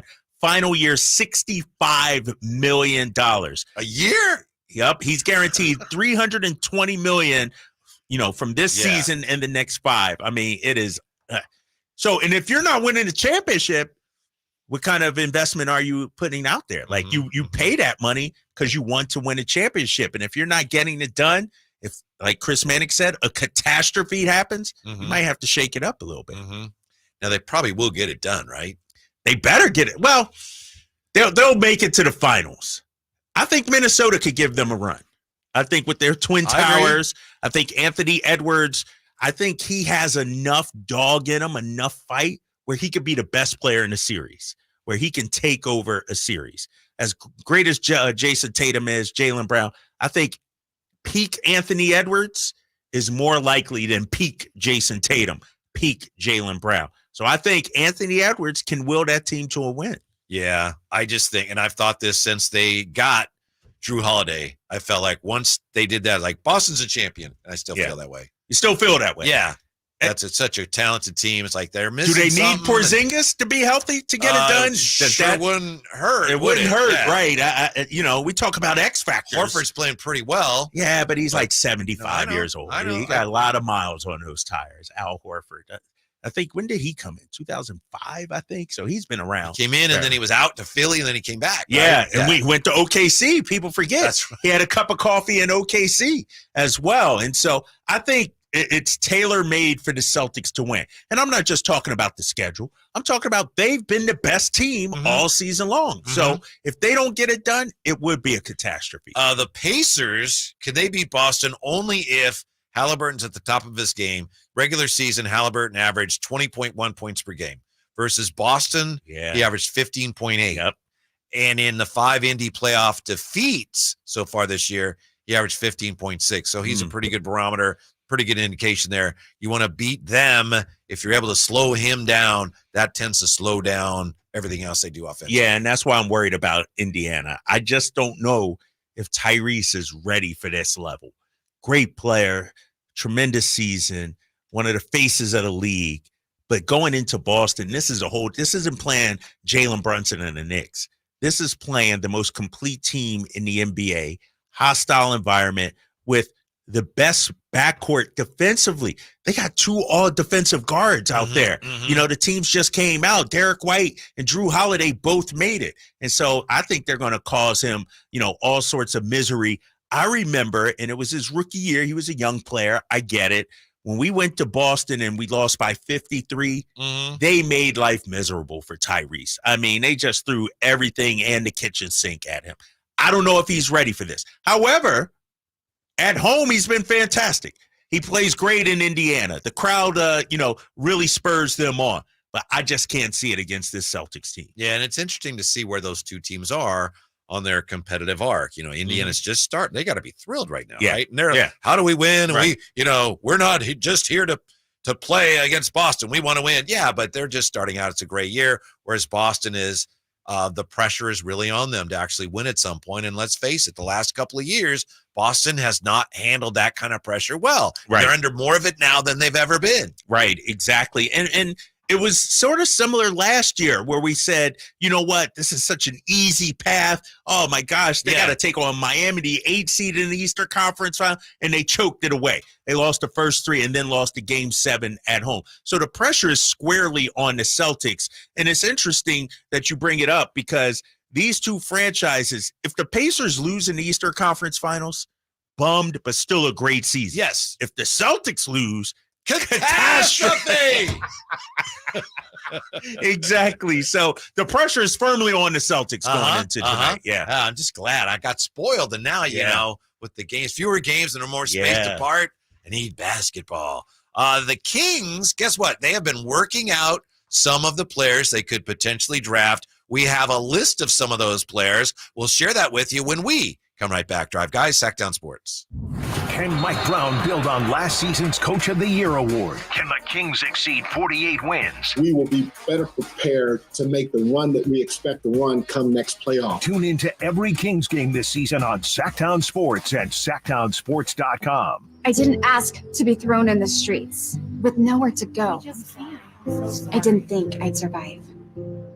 But I did ask for help, and Covenant House was there for me. 1 in 10 young adults will experience a form of homelessness this year. For these kids who didn't ask to be put in this unthinkable situation, Covenant House is there. Covenant House helped me break the cycle of homelessness in my family. They gave me the love that I needed. Over 2,000 young people will sleep safely in a Covenant House bed tonight. When youth who are experiencing homelessness have a hot meal, a safe place to sleep, medical care, and love, they can overcome heartbreaking challenges and have a brighter future. They just really genuinely just wanted to help me succeed, and I'm succeeding. I'm a speaker, I'm an author. Covenant House really helped me and really helped mold me into the woman I am today. If you or someone you love is asking for help, go to safeplacetosleep.org today. Hey, it's Carmichael Dave for my good friends at American Energy. Now, I've told you this before, but this is what we call extending a good deal. Right now, American Energy Heat and Air is offering an HVAC diagnostic for $99. Oh, wait, I'm sorry. Never mind. They're offering it free. It's a $99 value, but you get it for $0. Let the American Energy team test your system connections and all the moving parts of that system to ensure that it's functioning properly. Now, this is a limited time offer. Call today to schedule your appointment at 916-520-9990. Speak to the company that has an A+ rating with the Better Business Bureau that's been making the greater Sacramento area proud since 1981. 916-520-9990 or AmericanEnergyAir.com. Tell them Carmichael Dave sent you. Call 916-520-9990 now. The Summer Starts Here sales event is on now through Memorial Day at your Toyota dealer. Hit the road in a brand new Toyota truck and explore new trails on any terrain. The time is now, so don't miss out. Right now, get financing as low as 0% APR on 2024 Tundra Hybrid or up to $2,000 cash back. Or check out the all-new redesigned 2024 Tacoma. Hurry, Toyota's Summer Starts Here sales event ends soon. Toyota, let's go places. Offer available through TFS to buyers with premium rated credit. Tundra Capstone models only. Excludes TRD Pro. N6324. Ad paid for by the Sentinel Group. Attention Marines, military personnel, families, and contractors who were stationed at Camp Lejeune. Were you present at Camp Lejeune between August 1953 and December of 1987? You may be entitled to significant compensation. For nearly 34 years, those in the Marine Corps' base Camp Lejeune were exposed to contaminated drinking water, resulting in devastating injuries, including several forms of cancer, adverse birth outcomes, Parkinson's disease, and more. North Carolina's procedural laws have prevented victims from getting the justice they deserve, but passage of the Camp Lejeune Justice Act of 2022 would allow you or a loved one to file lawsuits seeking compensation for illnesses and injuries linked to the toxic water. Call today for your free consultation. 800-439-4252. Let our experienced attorneys fight to get you the compensation you deserve, and you pay nothing unless there's a recovery in your favor. Call 800-439-4252. That's 800-439-4252. Again, 800-439-4252. What is Subcontractors United? It's a list of 3 pre-qualified and licensed contractors in over 40 trades to help with your home project needs. From cabinets to heating and air to landscapers and everything in between, Subcontractors United makes finding qualified contractors free and easy with no accounts to set up. Visit subcontractorsunited.com today and experience the joy of stress-free home improvement. Save time and money at subcontractorsunited.com. Contact Tax Relief Helpers for details and restrictions. Attention anyone that owes money to the IRS. The IRS has restarted aggressive enforcement actions against taxpayers who owe back taxes that were temporarily suspended for COVID. If you owe $10,000 or more, you must hear this because now is the time to clear your IRS tax debt. A special toll-free number has been established so you can stop penalty fees, avoid liens, levies, and other hostile measures by the IRS. Call Tax Relief Helpers right now at 800-934-9217. Tax Relief Helpers will provide you with the maximum protection afforded by law. I got behind on my taxes and owed $48,000. I didn't know what to do. I called and they got my bill lowered to just $3,500. I owed $87,000 in taxes and it was scary. I got the amount I owed down to just $3,500. I saved $83,500. If you owe money to the IRS, don't wait another day. Call 800-934-9217 right now before the IRS enforces liens, levies, and other aggressive measures. The call and consult are absolutely free. Call now. Call 800-934-9217. 800-934-9217. 800-934-9217. Subscribe to Sacktown Sports on YouTube and watch the Carmichael Dave Show with Jason Ross, Stiles and Watkins, and the Drive Guys, live Monday through Friday from 6 to 6. Plus, view archive shows and exclusive content. Subscribe at youtube.com/Sacktown Sports. KHTKAM Sacramento, KYMX HD2 Sacramento. From the Power Business Technology Toshiba Studios, your new home for 49ers football in the 916. Sacktown Sports.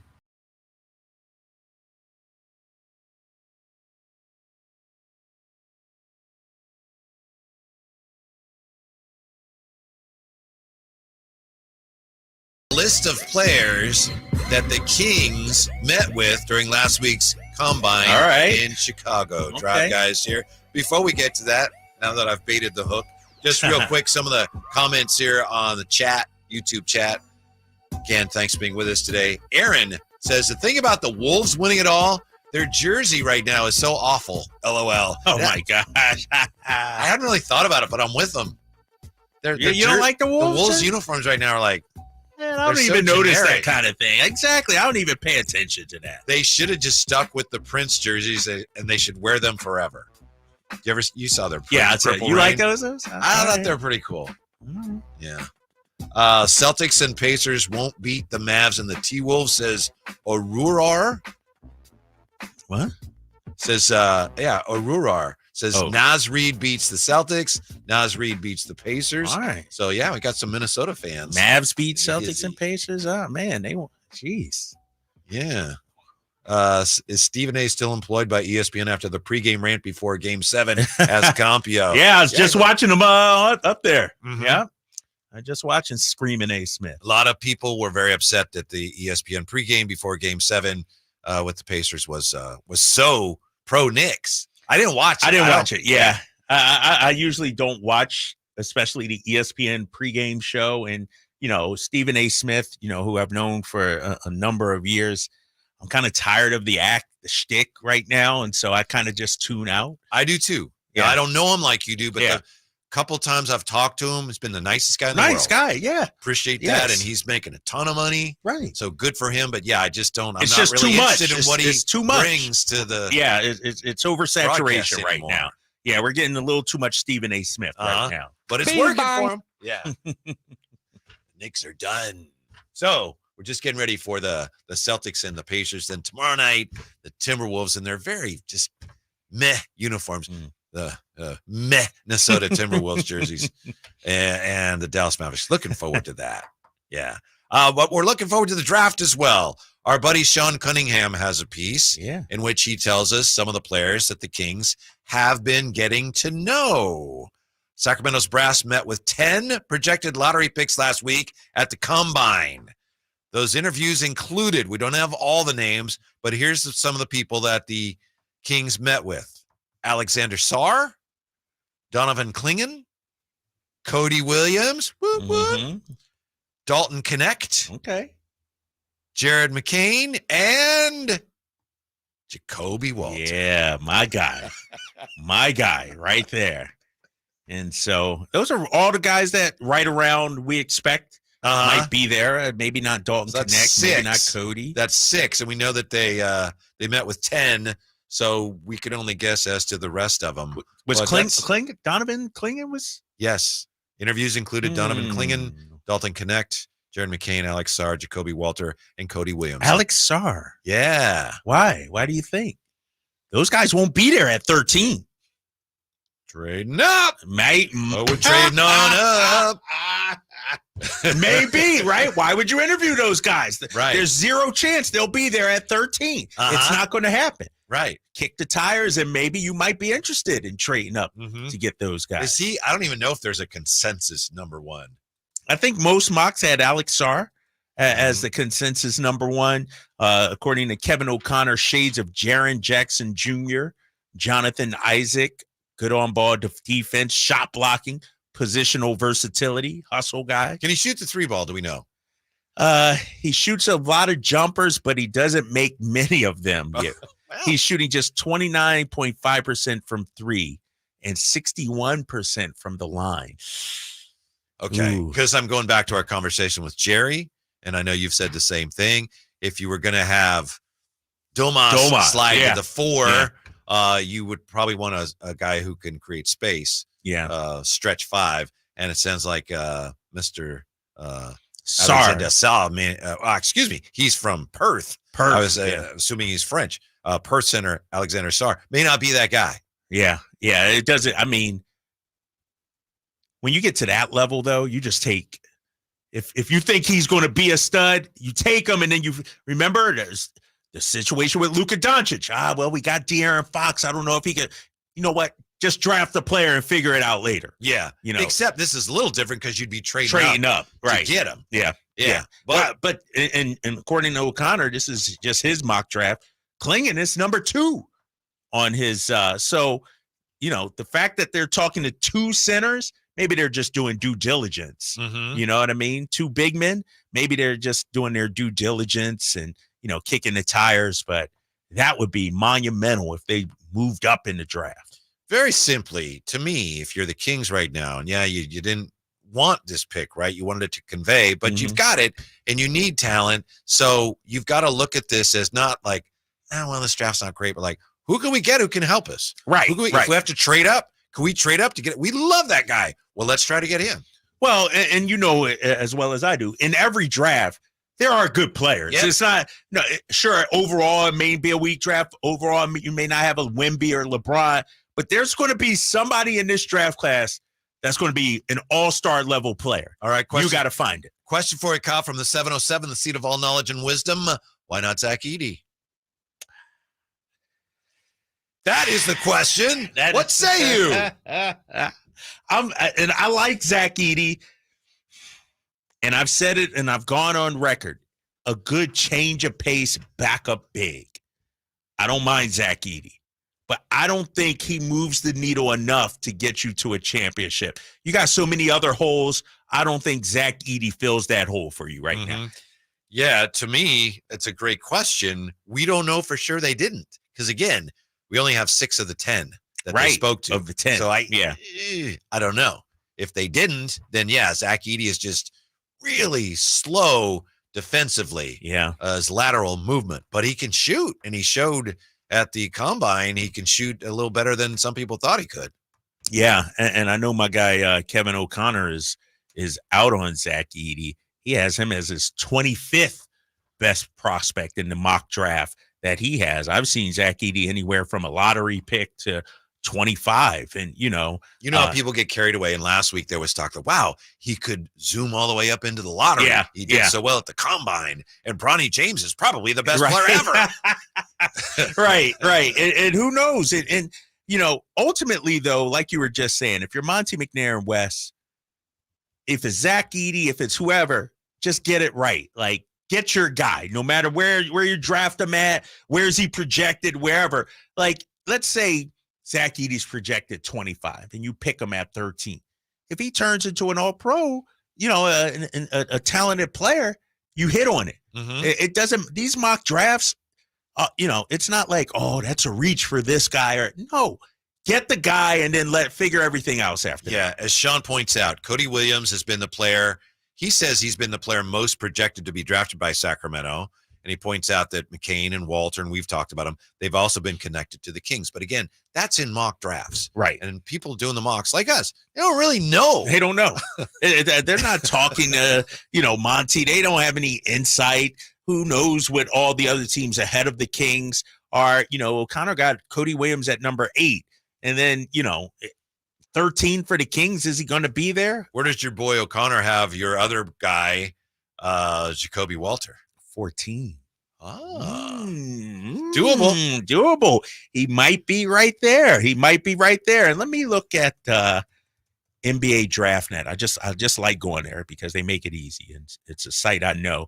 They have my guy Jacoby Walter going 11 to Chicago. They have Terrence Shannon, shooting guard out of Illinois, 6'7" senior. Honestly, I'm not real familiar with him. Really? Let me look him up. Let me see what O'Connor has on this guy. Terrence Shannon out of Illinois as the Kings pick. Wow. I'm still going way down. Yeah, I don't. My gosh, did I miss him? I might have missed him on O'Connor. He got him at 43.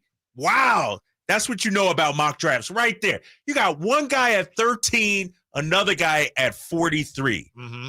Unbelievable. Yeah. By the way, I was actually right about Sarr. He is French. He played for Perth, but he actually is French. So, okay. Yeah. All right. My apologies. How about this? This is spicy for you. Terrence Shannon, shades of Tyreek Evans. Oh, you out on that or no? I'm out on any shades of, because they never compare him to a bad player. Right. Tyreek Evans? We could use a Tyreek Evans right about now. Rookie of the year, Tyreek Evans. Yeah, I love Tyreek Evans. Yeah. Speaking of the NBA, I have a very unfortunate note to share. It has to do with LaMelo Ball. And this story comes via Joe Bruno. Who's Joe Bruno? Joe Bruno is a news reporter at a station in, I think, Charlotte or somewhere, and he's won awards. So here's what he has on Twitter. An 11-year-old was waiting outside the Spectrum Center after the Hornets' Purple and Teal Day. He wanted an autograph from LaMelo Ball. His mom says Ball didn't sign anything. He sped off in his car and drove over the 11-year-old's foot, breaking it. Wow, 11-year-old? A lawsuit has been filed. Unfortunate. Unfortunate, right? Yeah, very unfortunate. What, the kid was waiting for an autograph? Yeah, according to the story, and LaMelo's like, I got to get out of here. Right over the kid's foot. Dang. So that's, it's, some people are talking, LaMelo to the Warriors, LaMelo to the Lakers. He might be a guy at some point that forces his way out of Charlotte. I would bet that he's going to end up on the Lakers at some point, somehow. It just seems like the spot. Mm-hmm. Seems like the spot. I got a new guy that I think we should go after this offseason. Okay, but this is, is it a draft pick? It's not a draft pick. Oh, all right. It's a new trade target. Yeah, we talked briefly about him. We don't. I know. We talked briefly about him, but now I'm all in on this guy. All right. The answer to all our problems. To all our problems. You want me to give it to you now? Or you want? Let's come right back. All right. Well played, sir. Yeah, I'm looking at the time. I'm like, let me tease well that. Played. I got the answer to all our problems. Next with the Drive Guys on Sacktown Sports. Did you miss any part of our live local shows? Don't worry, you never have to miss them again. Check out sacktownsports.com and search our podcast page and play our shows when you want. The Carmichael Dave Show with Jason Ross, Stiles and Watkins, and The Drive Guys. Plus, other podcasts like Return of the Empire, Return of the Roar, the Stingers Up podcast, and Golf to Go with Frank LaRosa. They're all available right now on sacktownsports.com. Whitey here reminding you that not all gas grills are created equal. This Memorial Day, bring out all the delicious flavors in your grilled meals with the amazing Napoleon Prestige and Prestige Pro line of outdoor cookers with features other grills, cannot match. They're built different, built better, built to last, made with premium stainless steel that boasts quality and a lifetime warranty, plus up to $100 off select Napoleon models for May. Napoleon grills and accessories are now available at your nearby Amy's, Ace Hardware in Sacramento, and now El Dorado. Power Business Technology is proud to be 100% independent, locally owned, and managed Toshiba copier dealer. Local ownership cuts out the red tape, allowing ourselves to never be too busy to personally answer the call when our clients need us. Recognized for excellence in service execution, training, and customer service, we're proud to be named a 2022 Toshiba ProMasters Elite Dealer. Contact us today for all of your business printing needs at 844-POWER-BZ. That's 844-769-3729, or visit us at PowerCopiers.com.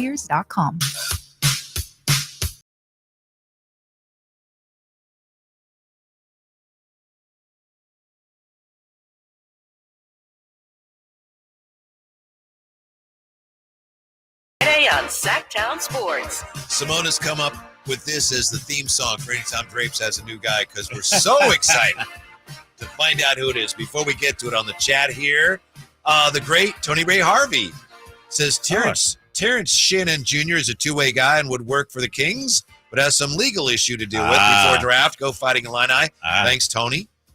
We have from Travis, the draft sucks. Use the pick to trade a package with players and go get someone to help Fox, Sabonis, and Murray now. We want to do all of that, Travis. We want to do all that. And we want to find out who it is that Drapes has for us. It's an old guy that the more I think about it makes sense. Okay. This is a guy we need more time to think about it? No. This is I'm all in on this guy. This is the guy, Kings fans. Obviously, Zack LaVine is high on my list. I just have a feeling I'm not going to like it. No, I think you might. I think you might come. All you know how you are. You might not like it today. Tomorrow, you'll be like, my guy. But the more I think about it, and I think this guy is available. I think this guy fits in exactly what you need. Lob threat, can shoot the three, shot 37% from three last year. Yep. Averaged 8.5 rebounds in just 28 minutes per game. So a solid rebounder. Plays a little tough, has a little toughness, just a little toughness. 26 years old. Let me look at his contract situation, because I know everybody's worried about pocket watching and, you don't want to. 26.5 million and then another player option for 26.5 million. So at least 1 year, maybe two. Remember, you got to take some chances if you're Sacramento. Right. We lost out on Pascal and OG, so maybe this guy is the guy. He could fit in here. Averaged 15 points and 8.5 rebounds last season. My first thought is, without knowing anything, he sounds pretty good. I'm not sure how I'm going to be able to afford him. Sounds pretty good, though, huh? He sounds does. Like a solid. Sounds a lot better than last week when you guys are Josh Giddey. Exactly, right? Yeah. Exactly. And I believe this team is would look to move him. I don't think he's part of their future. Nicknamed John the Baptist. John Collins. Okay. John Collins is the front court player, Whitey, that is going to be on the move and can be had this season. Okay. Now, you've mentioned him before. I've talked to him, And but Jerry mentioned him today. And Jerry mentioned, and then it hit me like, yes, that's the guy. That's the answer of I said Bobby Portis. I don't think Milwaukee will move him, although I do think, this is just Drapes talking, I do think Milwaukee will shake things up. Keep an eye on Brook Lopez this offseason. But if Bobby Portis or Brook isn't available, and you're not going to get LaVine and address the backcourt. John Collins slots in perfectly with Domantas Sabonis and Keegan Murray. Mm-hmm. John Collins is the guy. Listed at 6'9". What's his wingspan? I'll pull it up right now because I'm a big wingspan guy. 6'11" wingspan. So he's a 7-foot wingspan, can knock down the three. Perfect 4-man for the Sacramento Kings. I say John Collins. And I don't think you got to give up a lot. Probably not. Maybe a first-round pick. Youth. They're assume that they're looking for young players. Yeah. The problem is I got to trade with Danny Ainge, which makes me really nervous, but I'm with you. So his finger doesn't make you nervous? No, not at all, dude. He still shot 37% with that digit. Look at that. I know. Whew, that thing looked like Ronnie Lott's finger out there. The poor guy, John Collins, he broke his finger once, his ring finger on his right hand, and it's healed now supposedly, but it's basically just deformed at the knuckle. So that's what I'm talking about. The Soulshine Band. Collins is trash on defense. This is the problem. This is the problem with raising anybody. It's like TripAdvisor hotel reviews. You're always going to come up with something negative about a player. There's no perfect fit. We can't go out there and get Paolo Banchero, Soulshine Band. We can't go out there and get Aaron Gordon. We need somebody that may have a few warts. It's not going to be a magic pill. John Collins, I think, solves a lot of our problems. Maybe so. The reason I'm skeptical is that I thought, he put up numbers. I didn't think he put up numbers. He put up numbers in Atlanta. Didn't quite work. Went to Utah. Fresh start. He's from there. Just hasn't quite had the impact. So I don't know what the issue is. Maybe it's defense. Maybe I'm at a point here where I got to take that flyer. But there's something about him where he's not as good as he should be. But time out. Would you agree with that? Just 3 minutes ago, you said, man, this sounds like a great player. Then I attach a name to it, and it's like, well, he's not good. He's not living up to – what are we talking about? I'm looking at the production, Whitey. The production is the production. You gave me his raw numbers for this year. That still left a few blanks. So I don't think I contradicted myself. But that actually, when you look at his numbers, that's the thing about John Collins. The numbers you mentioned to me, you look at those and they're like, man, that's pretty good. He's pretty good. But he has not had the impact. And I don't know why he has. Because he's been on bad teams. Those are not, first of all. The Hawks were good when he was there and they got rid of him. Nah, trust me. The Hawks got bigger problems than John Collins. And it starts at the top with Trae Young. Did they get to the conference finals with him? Come on. Yes, they did. Yes, they did. But Trae Young is not the leader. Like, DeJounte Murray goes there, and all of a sudden, they're bad too. DeAndre Hunter, is he a bad player? You can't blame it on John Collins. And then he goes to Utah, a rebuilding situation. They're tanking. Let's call it what it is. Mm-hmm. So we can't blame him for what's happening in Utah. You talk about the impact. They're not trying to win games right now. Mm-hmm. They started off hot 2 seasons ago, and Danny Ainge said, what are we doing here? We need to pull back. I'm interested but wary. That's the best I could give you. I'm interested but wary of him. I always have. It's not because you said it. It's not like, well, I don't agree with Ray. I'm just, I'm interested. Oh, in my gosh.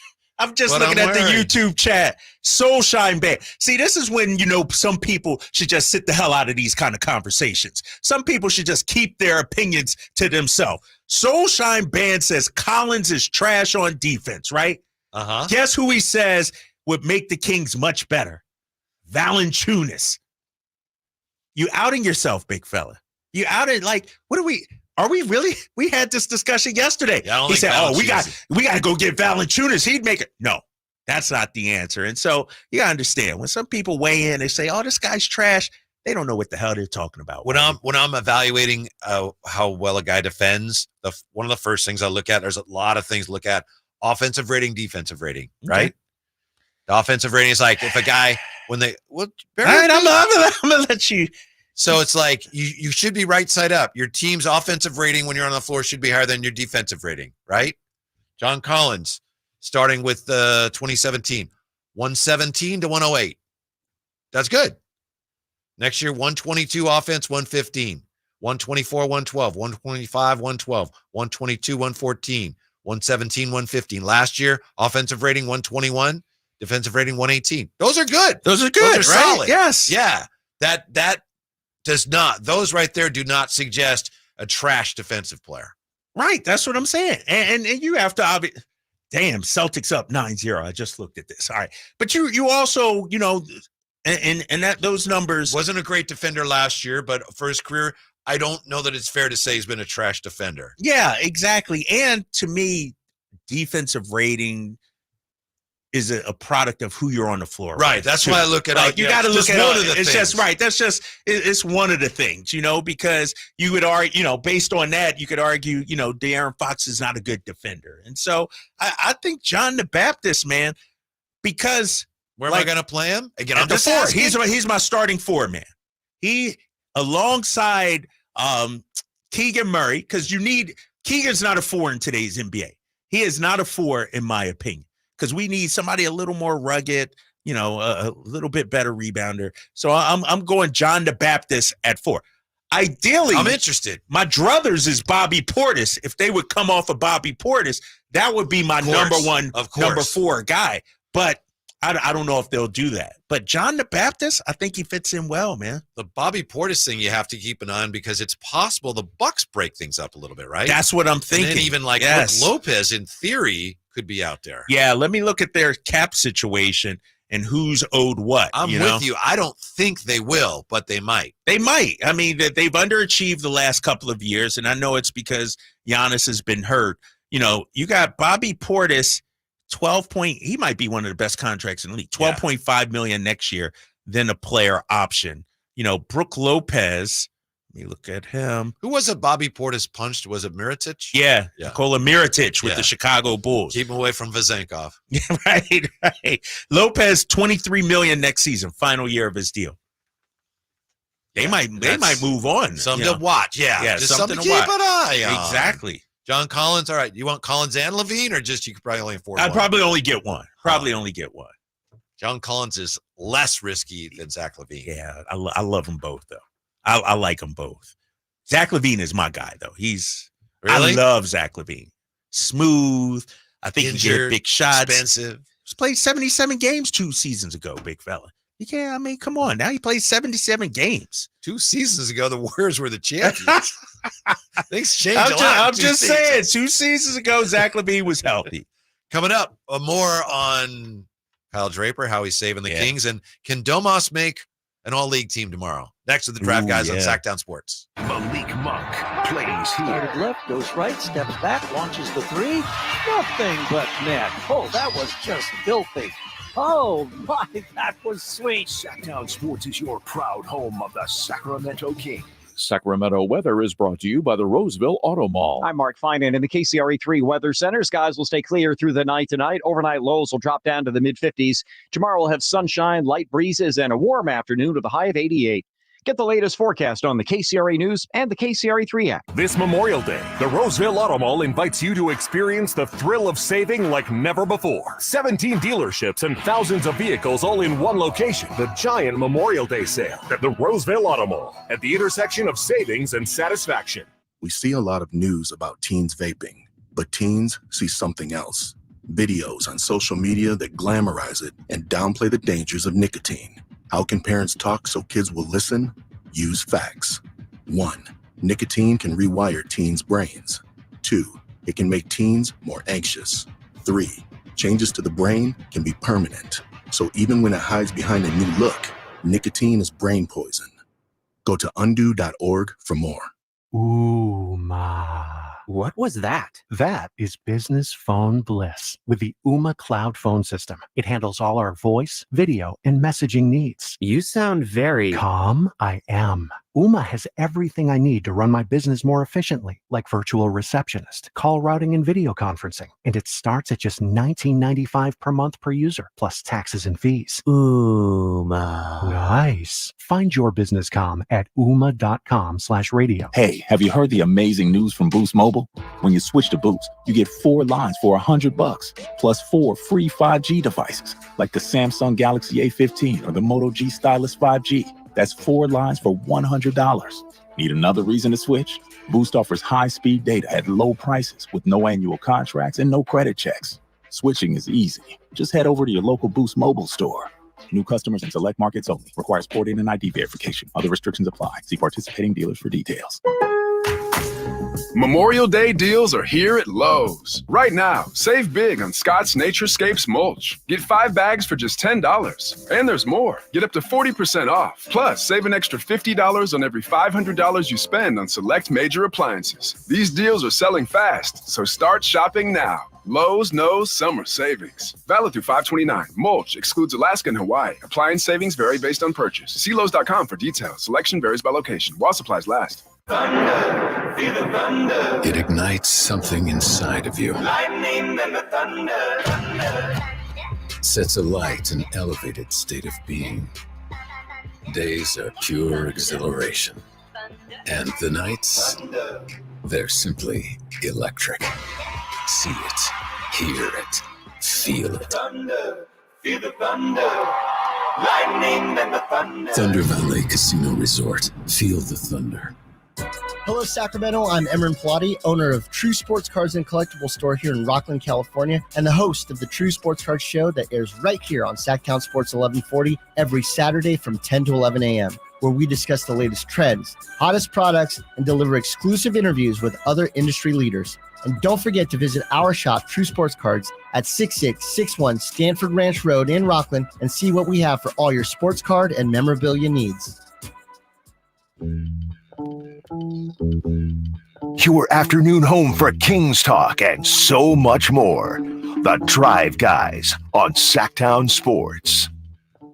Is John Collins Superfly? Is he that good? He might be that guy. Yeah. Kyle Draper says John Collins could be the guy for the Kings, the player they need to go out and acquire. We had Jerry Reynolds on earlier today. If you missed that, A, what's wrong with you? B, it's okay because you can check it out at sacktownsports.com. Also, you can catch up on our Matt Barnes chat today, which was also very that was great informative. stuff. Yeah. Great stuff. Coming around, warming up a little bit to John Collins. But you mentioned Terrence Shannon. He's getting some run here on the text line and on the chat. Yeah, people are saying he can hoop. But our boy Tony Harvey said he got some issues. He said he had, I think, a legal issue to deal with right? before. Yeah. So that's certainly perhaps doable. Who knows? Who knows what it is? Is this doable? Domas making an all-league team tomorrow. We had all defensive teams today. Tomorrow, NBA all-league teams to be announced. First team, second team, third team. Domas, what do you think? I don't think he's going to. I don't either. Yeah. I think he's going to be left out. To your point earlier, we started off the show talking about how the league just is doing positionless awards now. And, if you had to choose 3 centers, I think Domas would be one of them. Mm-hmm. But you don't have to anymore. And, I think when you look at the forward position, the Kawhis, the Paul George, the LeBrons of the world, the Tatums, that's a very crowded position. And I think you'll see a heavy dose of those guys on the All-NBA team. What time is that coming out? Any idea? Well, I assume it's coming out about same time as the last 2 days. The awards are coming out around 1. Around 1. So before we come in, I was going to say it'd be a nice exercise to, have our All-NBA teams, the Whitey version, the Draper version of our All-NBA teams and see how close we are. See if the writers got it right. Like we did. So. Newsflash, they didn't. They didn't. Just look at the leading scores this year. You figure these guys are candidates, right? Because they're all league. So you got Embiid, Brunson, Shea, Maxey, Mitchell. Okay, there's 5 guys already. Ant, Jokic, Anthony Davis, LeBron, Devin Booker. There's 10. But Embiid is not eligible, right? Because of the 65 Actually, game. Pardon me, I did it again. Pardon me, those are playoffs. All right. Need to go regular season. Yeah. Pardon me. Let's see. So Luka. Yep. Giannis. Yep. Shea. Yep. Brunson. Yep. Durant. Booker, Tatum, Fox. Fox is up there. Fox 8th in scoring. Curry, Jokic, Maxey, Edwards, LeBron, Kyrie, Davis, Dame. Then I'm here at like 17th in scoring. DeRozan, Kawhi, Jaylen Brown, Zion, Cade Cunningham. It's going to be tough. It's going to be tough. And I'm not saying the top scorers should get in, just giving you an idea how many big names or big stars who had big years probably rank ahead of Domas. Yeah, and I think, as you go down the list, Jaylen Brown, 19th in scoring. I do think the Celtics will get 2 guys, Sure, right? Because of how great of a season they had. So I got Jaylen Brown on there. I think Kawhi Leonard, will get it this year. I mean, people are high on him. I don't think Dame this year. I don't either. I don't think so. AD gets on, you think? Anthony Davis? I think so. I think he'll be second or third. Yeah. I mean, he beat out Domas for the All-Star team. Yeah. And he had a tremendous year. I know the team, and we also have to remember, they finished ahead of us. Like the collapse at the end of the season really cost the Kings a lot. It cost Domas a chance at All-NBA. Obviously, it cost Malik the 6th Man of the Year award, and it cost us a playoff berth. Yeah, let's be honest. Anthony Davis averaged 24.7 points, 12.6 rebounds, and 3.5 assists. If anybody on the Kings did that and they didn't make all right, we'd be up in arms. Yeah. He had a phenomenal year. I can't hate on him. I can't hate on him at all. The one that I wonder, though, and we'll see tomorrow, is Steph Curry All-NBA? My guess is that a Lifetime Achievement Award or something for Steph? Like, I don't know. I think he's borderline third team. Borderline third team. Because they didn't make the playoffs. They didn't make the playoffs. Yeah. Yeah. But it's Steph Curry. Right. And what's interesting about this, a team that might be shut out from All-NBA, I think the Pelicans won't get anybody. I don't think Zion. I don't think Ingram, even though they had a phenomenal year. They had a great season for them. They'll be shut out. What about Paulo?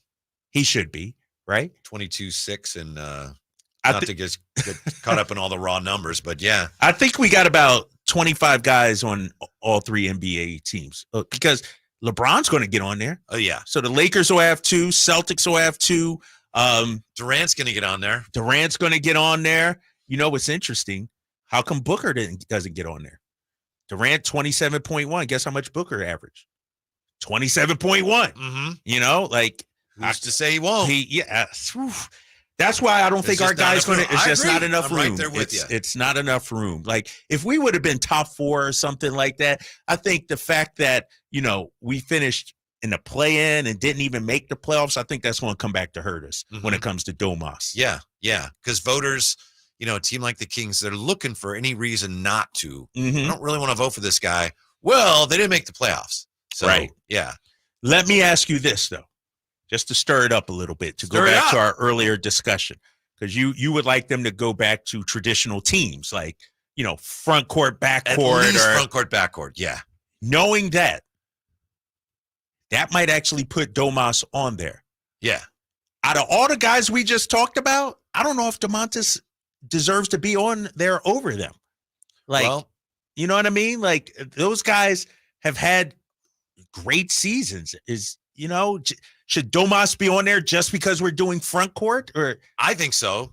And I know they're not doing that. So that's just, but I don't have a problem with that. I know what you're saying. Again, I know it's different, but it's like, to me, it's like baseball where you had 5 third basemen that were better than any first baseman, but somebody has to be the first baseman. Someone played first base. And I know basketball's trending more and more towards positionless basketball, but still there's a difference between guards and centers / front court players. There is, that. Yeah. Based on what I look at right now, there's 2 slots available for All-NBA. I already got the top 13 All-NBA guys. Luka, Giannis, Shea, Jalen Brunson, Kevin Durant, Tatum, Jokic, Edwards, LeBron, Davis. I think Kawhi gets it. I think Jaylen Brown gets it. So maybe I got 3 spots. Do you give it to Devin Booker? He gets on there. Do you give it to Paolo Banchero, a guy we talked about? What about Paul George? Does he get on there? Tyrese Maxey, some say, should be on there. So we already know, in my opinion, 12 of the 15. There's 3 open slots out there. Does Minnesota get 2 guys? I was just going to ask you about Cat. Yeah. Maybe. Maybe. He was an all-star. He got the nod for all-star. We saw some of that last year when it came to our league. Minnesota's the darlings of the league this year. Yeah, exactly. They were, a top 3 team. I mean, I think them and Denver had the same record in the Western Conference. Why shouldn't? It kills you, doesn't it, that Jay still doesn't want Karl Anthony Towns. Right. Ooh, that's a no-brainer. But the problem with Jay, and I don't know if he's listening right now, I get it. But he wants Josh Giddey, though. Think about that. He's like, Towns doesn't have the dog. He's just a little too soft. But he wants Josh Giddey. But he had your back on Josh Giddey. I know, but it didn't make sense, right? If you want Josh Giddey, you don't want Karl Anthony Towns because he's too soft. Like, Josh Giddey is like the softest guy in the league, really. And Jay wants him. It's weird, man. Are you coming around? Is that your way of saying, Whitey, you were right about Josh Giddey? No, I still want Josh Giddey. No, No. I'm open for both those guys. Towns, Giddey. I'll take any of those guys. Okay. Yes. So you want Giddey and Zack LaVine. Giddey and Collins. Zack LaVine, Collins, Towns. Just revamp the whole squad, Get them all if you can. Yeah. Collins probably would not have to give up a lot to get him, huh? But that's the beauty of Zack LaVine. Right. I can have somebody look at him and say, you know what? His foot, he had surgery, but his foot he's got as good a chance of being healthy as anybody else. You got to do it, don't you? You got to. You got to. It's an arms race right now. Like, you really, to compete in the West, we love Fox, we love Domas, Keegan. It's not enough. This year proved that. Think about it. 48 wins 2 seasons ago. We caught lightning in the bottle. Everybody had career shooting years. Kevin Huerter, Keegan Murray. Now you need guys to go get your buckets. Zack LaVine is the guy. Yeah. Do the Kings need to change up their offense? We were talking to Matt Barnes. Yes. And, 100%. Matt Barnes said, they ran the Warrior offense with different people and took teams a while to catch on, but they did catch on. And it wasn't as effective. It wasn't as effective. And I put part of that on Domas. He has to make those teams pay with that 17-footer. He can't be reluctant to shoot that. And also, I've mentioned it and we've talked about it, we need a little more versatility, a diverse offense. When things aren't going well, give me a 2-man game. We rarely saw Fox Sabonis pick and roll. Mm-hmm. Like, think about it. We never saw that. Mm-hmm. Like, we got to diversify the offense a little more. So Domas all league? Probably not, right? Probably. Is that a travesty in your opinion? Because we need to prepare Kings Nation for what's happening tomorrow. That's one of the reasons I brought up. I agree with you. It would be under the old way of selecting a team, but now I don't, people will be disappointed. I don't think you can honestly get upset if it doesn't happen, but like you said, there are going to be some people in town that, this is an outrage, this is a travesty. Yeah. You agree? The problem is, Whitey, yes, I do think Domas had the third best season by a center this year. I think he's, Embiid, Jokic, and Domas are my top 3 centers. You can throw Anthony Davis in there, take Embiid out if you will.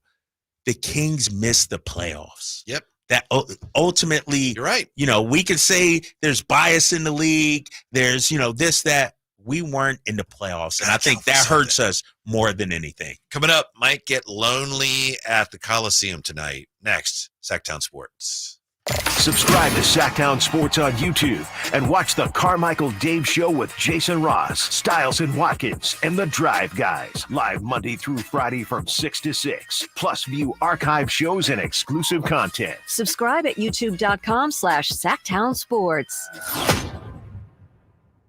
Sacramento weather is brought to you by Folsom Lake Kia. I'm Mark Finan in the KCRE3 Weather Center. Skies will stay clear through the night tonight. Overnight lows will drop down to the mid-50s. Tomorrow we'll have sunshine, light breezes, and a warm afternoon with a high of 88. Get the latest forecast on the KCRE News and the KCRE3 app. Coach Doug Christie here to remind you, if you're in the market for a new car, shop Folsom Lake Kia. Low interest rates, low payments, and 0 down deals with approval of credit. Folsom Lake Kia, over 25 years, right here in Folsom. If you need bold banners to boost your business, but you're on a budget, think Staples. Posters, flyers, signs, and menus for less? Think Staples. Staples can print anything you need to move your business forward. Now at Staples, save $50 on your print purchase of $150 or more. Same-day service available on hundreds of items if you order by noon. And all backed by Staples' Print Perfect guarantee. So it's done right or it's printed again free. Staples, your local print and marketing expert. N61, visit staples.com/print for details. Not to brag, but Progressive's Name Your Price tool is mankind's greatest tool ever. Even better than the wheel. Sure, without the wheel, we wouldn't have modern transportation or funny videos of dogs riding skateboards. But without the Name Your Price tool, we wouldn't have easy access to auto insurance options based on our budget. And, well, cars do need wheels. They also need insurance, and insurance never goes flat. Learn more about the greatest tool ever, the Name Your Price tool at Progressive.com. Progressive Casualty Insurance Company and Affiliates. Price and coverage match limited by state law. Not available in all states. Capital Casino has been serving the greater Sacramento area in the same convenient downtown location for over 20 years, with plenty of close-by, well-lit parking monitored by security staff and offering the most variety of table games in the region in a safe and friendly environment. Best food, best service, and the best action. That's Capital Casino. For more information on tournaments and gaming, check out their website at capital-casino.com. And please remember to gamble responsibly. 1-800-GAMBLER. Dawn or dusk, I'm on the hunt. Skeeter here, Sacramento Yellow Mosquito and Vector Control District, and I'm wearing Skeeter Vision, night vision goggles that light up skeeters at dawn or dusk like the 4th of July. Mosquito, 12 o'clock. Got him. So fight the bite by wearing long sleeves and pants at dawn or dusk when they're most active. Apply insect repellent and drain stagnant water. It's a breeding ground. Dawn or dusk, the Sacramento Yolo Mosquito and Vector Control District reminds you to fight the bite. For more information or to report problems, go to fightthebite.net. Golf to Go is brought to you by the Hagen Oaks Golf Super Shop. Here's Frank LaRosa. Over the years, some of golf's best stories were about the legendary Ben Hogan. Tommy Bolt once said that Hogan was the only player he'd ever known to get an ovation on the practice tee. He said he saw Hogan playing practice rounds before a tournament where half the gallery was made up of other professionals. When Bolt was asked who was better, Jack Nicklaus or Ben Hogan, Bolt replied, "Well, I saw Nicklaus watch Hogan practice, but I never saw Hogan watch Nicklaus." That's a pretty definite answer. Hogan described the game of golf as a game of misses. He said, "The player who misses best is the one who's going to win." He believed that the first hole was the most important, saying, "Well, if you don't birdie the first hole, how can you expect to birdie them all?" Ben Hogan knew the value of positive thinking on the golf course. That's your Golf to Go. I'm Frank LaRosa. Live and local, it's the Drive Guys. Watch the show on youtube.com/Sacktown Sports 1140. Or listen on the Sacktown Sports app.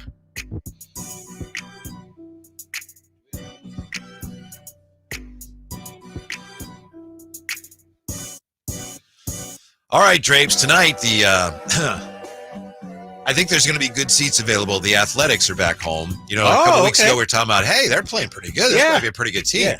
Yeah, they've lost like 8 in a row. Have they? Yeah. So tonight you got the A's coming back home after a terrible road trip, and they're playing the Colorado Rockies. Ooh, they're terrible. So how many people will attend the game tonight? The A's are averaging 6,222 people per game. Okay. And they're threatening the mark for the worst attendance in a full season in 45 years. Ooh. Yeah. 1979, the A's drew 3787 per game. That's right, 3787 per game. For the full season in 79, the A's drew 306,763. And the bottom of the barrel was an April game against Seattle that year. They had 653 fans there. 653. Yeah. Yeah. So tonight I'm sure they'll have more than that. And I think baseball now is they realize, well, if we're just going to make sure that the official numbers say it's more people than that. So I don't think we'll ever see that few of a crowd count at a game again. Yeah. It's kind of sad. See what's going on with the Oakland. We all know about that as we look forward to them coming here next year. But I'm hoping to get to the Coliseum at least one more time this year. Yeah, farewell. I'll go to one game this year as well. You know, not to support John Fisher or anything, but one last game at that venue. Support the players on the roster because, right. You know, they're being caught up in all this. Yeah. They deserve support. And so I'll be there. No, you're right. They've lost 8 in a row. It was just Astros are coming on a little bit, huh? As of late, 7-3 over their last 10. Baseball's such a long, right? Yeah. You know, and it's April. The A's have won 3 in a row. Right. Oh yeah, great. So you got to let me slide with you. I have never been to an A's game. What? I've only been to the Coliseum once. I had the pleasure of watching the Raiders back in the day, and never been to an A's game. So I think I gotta check that off before. Oh yeah, we can it's all slide said down and there. done. No doubt. No doubt. Show field trip. Shit, let's do it. I gotta look at their schedule. I'm not going to see the Colorado Rockies though, Whitey. I'm not going down there for the Rockies. Who do you want to see? I gotta see the Yankees, Okay. the Astros, Red Sox, somebody like that. Let me see here. So there is something cool about Well, they got going- Houston coming up this weekend. There's something cool about going to one of those games where there's nobody there. It's neat. I mean, Why? I remember So going you can run and get a foul ball I as don't know. it It's just sits you there in the feel like, bleachers. man, we're here with real fans. Right. I remember going to a game, A's game, like it might have been 79, but I remember it was like a high school game. I remember hearing something. Hey, come on. Like, what's that? It's the first base coach. There's so So few you can people hear there. it. You can Yes! actually hear it. That's awesome. That's awesome. So it's kind of cool. But I don't even know how many they draw for the Yankees now. Next year, is it going to be madness when the Yankees come here, assuming that all comes through? Yeah. And you got what, 14,000? Maybe they'll bump it up to, maybe they'll get it up to 16 somehow. Hottest Like, Yankees are in town. Sorry. Dude, it'll Can't be the get hottest hottest ticket in town, man. I agree. It'll be Yeah. crazy to get into. And the Yankees will Even be Drapes will be out there on the grass berm. Come on, big We'll get fella. you Come some on, big fella. credentials. Exactly. Ain't no thing. Come on now. I'm good on that. But they'll be staying at the Sawyer Hotel. Aaron Judge and Soto and those guys. Like, come on, man. It's cool. Sacramento's going to be lit next year when that happens. So it's just hard to imagine. Bus that is going to be bridge. here. Here come the Yankees. I don't know. Yeah, it is. I know. It really is. The Yankees going to roll up to the stadium like, what is going on here? Like, where are we playing at? Like, think about that. Like, oh, man. Aaron Judge is going to have like 8 home runs over the 3-game set. Right. Like, oh, my God. I remember the first time, it was the only time I went to the first Arco, which is now it's like a medical office building out near the second Arco. But I remember driving by and looking, it was almost like, oh, there's a gas station.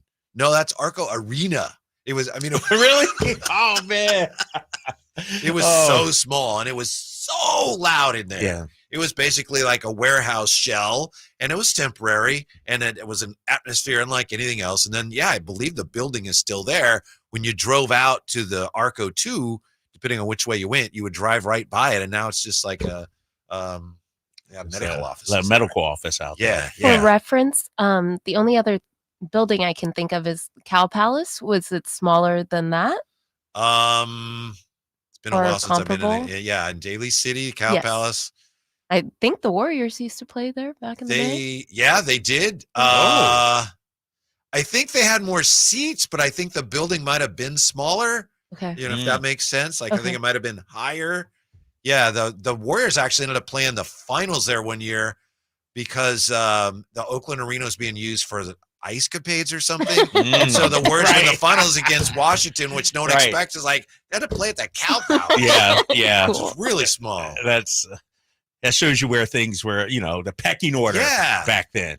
Yeah. Now a WNBA team wouldn't even play at the Cal Palace. Somebody says Arco 1 is a state office building. State office building. Okay. Yeah. All right. You would have no idea when you drove by it that it was formerly an NBA arena. That's all part of our rich sports history here in Sacramento. It's interesting because as you think about the A's coming here, and the long-term play obviously is to get them to call Sacramento home forever. Really, the best place to build a baseball stadium is the current location, I think. Like I'm a proponent of a downtown, like centrally located, where you got the basketball and baseball right there. You can share parking, have restaurants, make it an entertainment district. And so ideally, I would like it to stay where it is. The problem potentially with that is that's West Sacramento. West Side. It's not Sac. Yeah. But I think there's the site where they were going to build the soccer stadium. Yeah. And I don't know footprint wise if, baseball stadium is much larger. I don't know. But you have that site. And then there's been people, in the chat, people kind of throwing around rumors. Like, there's going to be a big project out near the airport for a new stadium. Really? Watch. What's interesting as I've talked to some people about this is the land ownership plays a big deal too. Yeah. And I think who owns the rail yards area? I forget the name, who owns that. that's not Vivek and that's not the Kings organization. So with somebody, it's got to be someone who's willing to play ball. Yeah, and I don't know. Let's say Vivek has the A's eventually. I don't know if he's a land guy. You saw what he did downtown. Like he's in his vision, I would imagine he'd want to own the land that the ballpark is built on also. Yeah. Old school, what they would do is let's put the ballpark somewhere where there's going to be a lot of people. Yeah. New school is put the park here, the stadium, and then we will build up around it. Yeah. Hotels and restaurants and whatever, shops. And we will make the area around. We'll build the village around the stadium. Yeah. Is that what Fisher's trying to do in Vegas too, to an extent? Or I don't know if he has that cash or I don't think they have that much. They barely have room for the stadium. Yeah. I was in Vegas a couple of weeks ago, drove by the old Tropicana. It's depressed area right there. Yeah, it's I heard the Mirage was closing down also, like the old Mirage casino is closing down also, right? Yeah. It's official. That's cooked. Yeah. And I know some people say, well, look, they're tearing down the Tropicana, so that shows they're going to build the stadium, but I think they were going to do it anyway, right? Yeah, exactly. All right, Drapes, how are your Celtics doing? Close game. How about the Pacers battling back? They started off, they were down 12-0, I think it was. Pacers have come back and made it a ball game. So, you know what the Pacers have done here? They've sort of made it into a helter-skelter kind of game. Right now it's a 10-point game, 47-37. But the pace and everything is just track meet up and down. There you go. Thank you, Simone, very much. Appreciate it. Jay back with us tomorrow. Thank you for being with us. And we appreciate your listening. We'll talk to you tomorrow on Drive Guys on Sacktown Sports. What's the missing piece for the 49ers? Which names will they add during free agency? Whether it's in season or off season, the coverage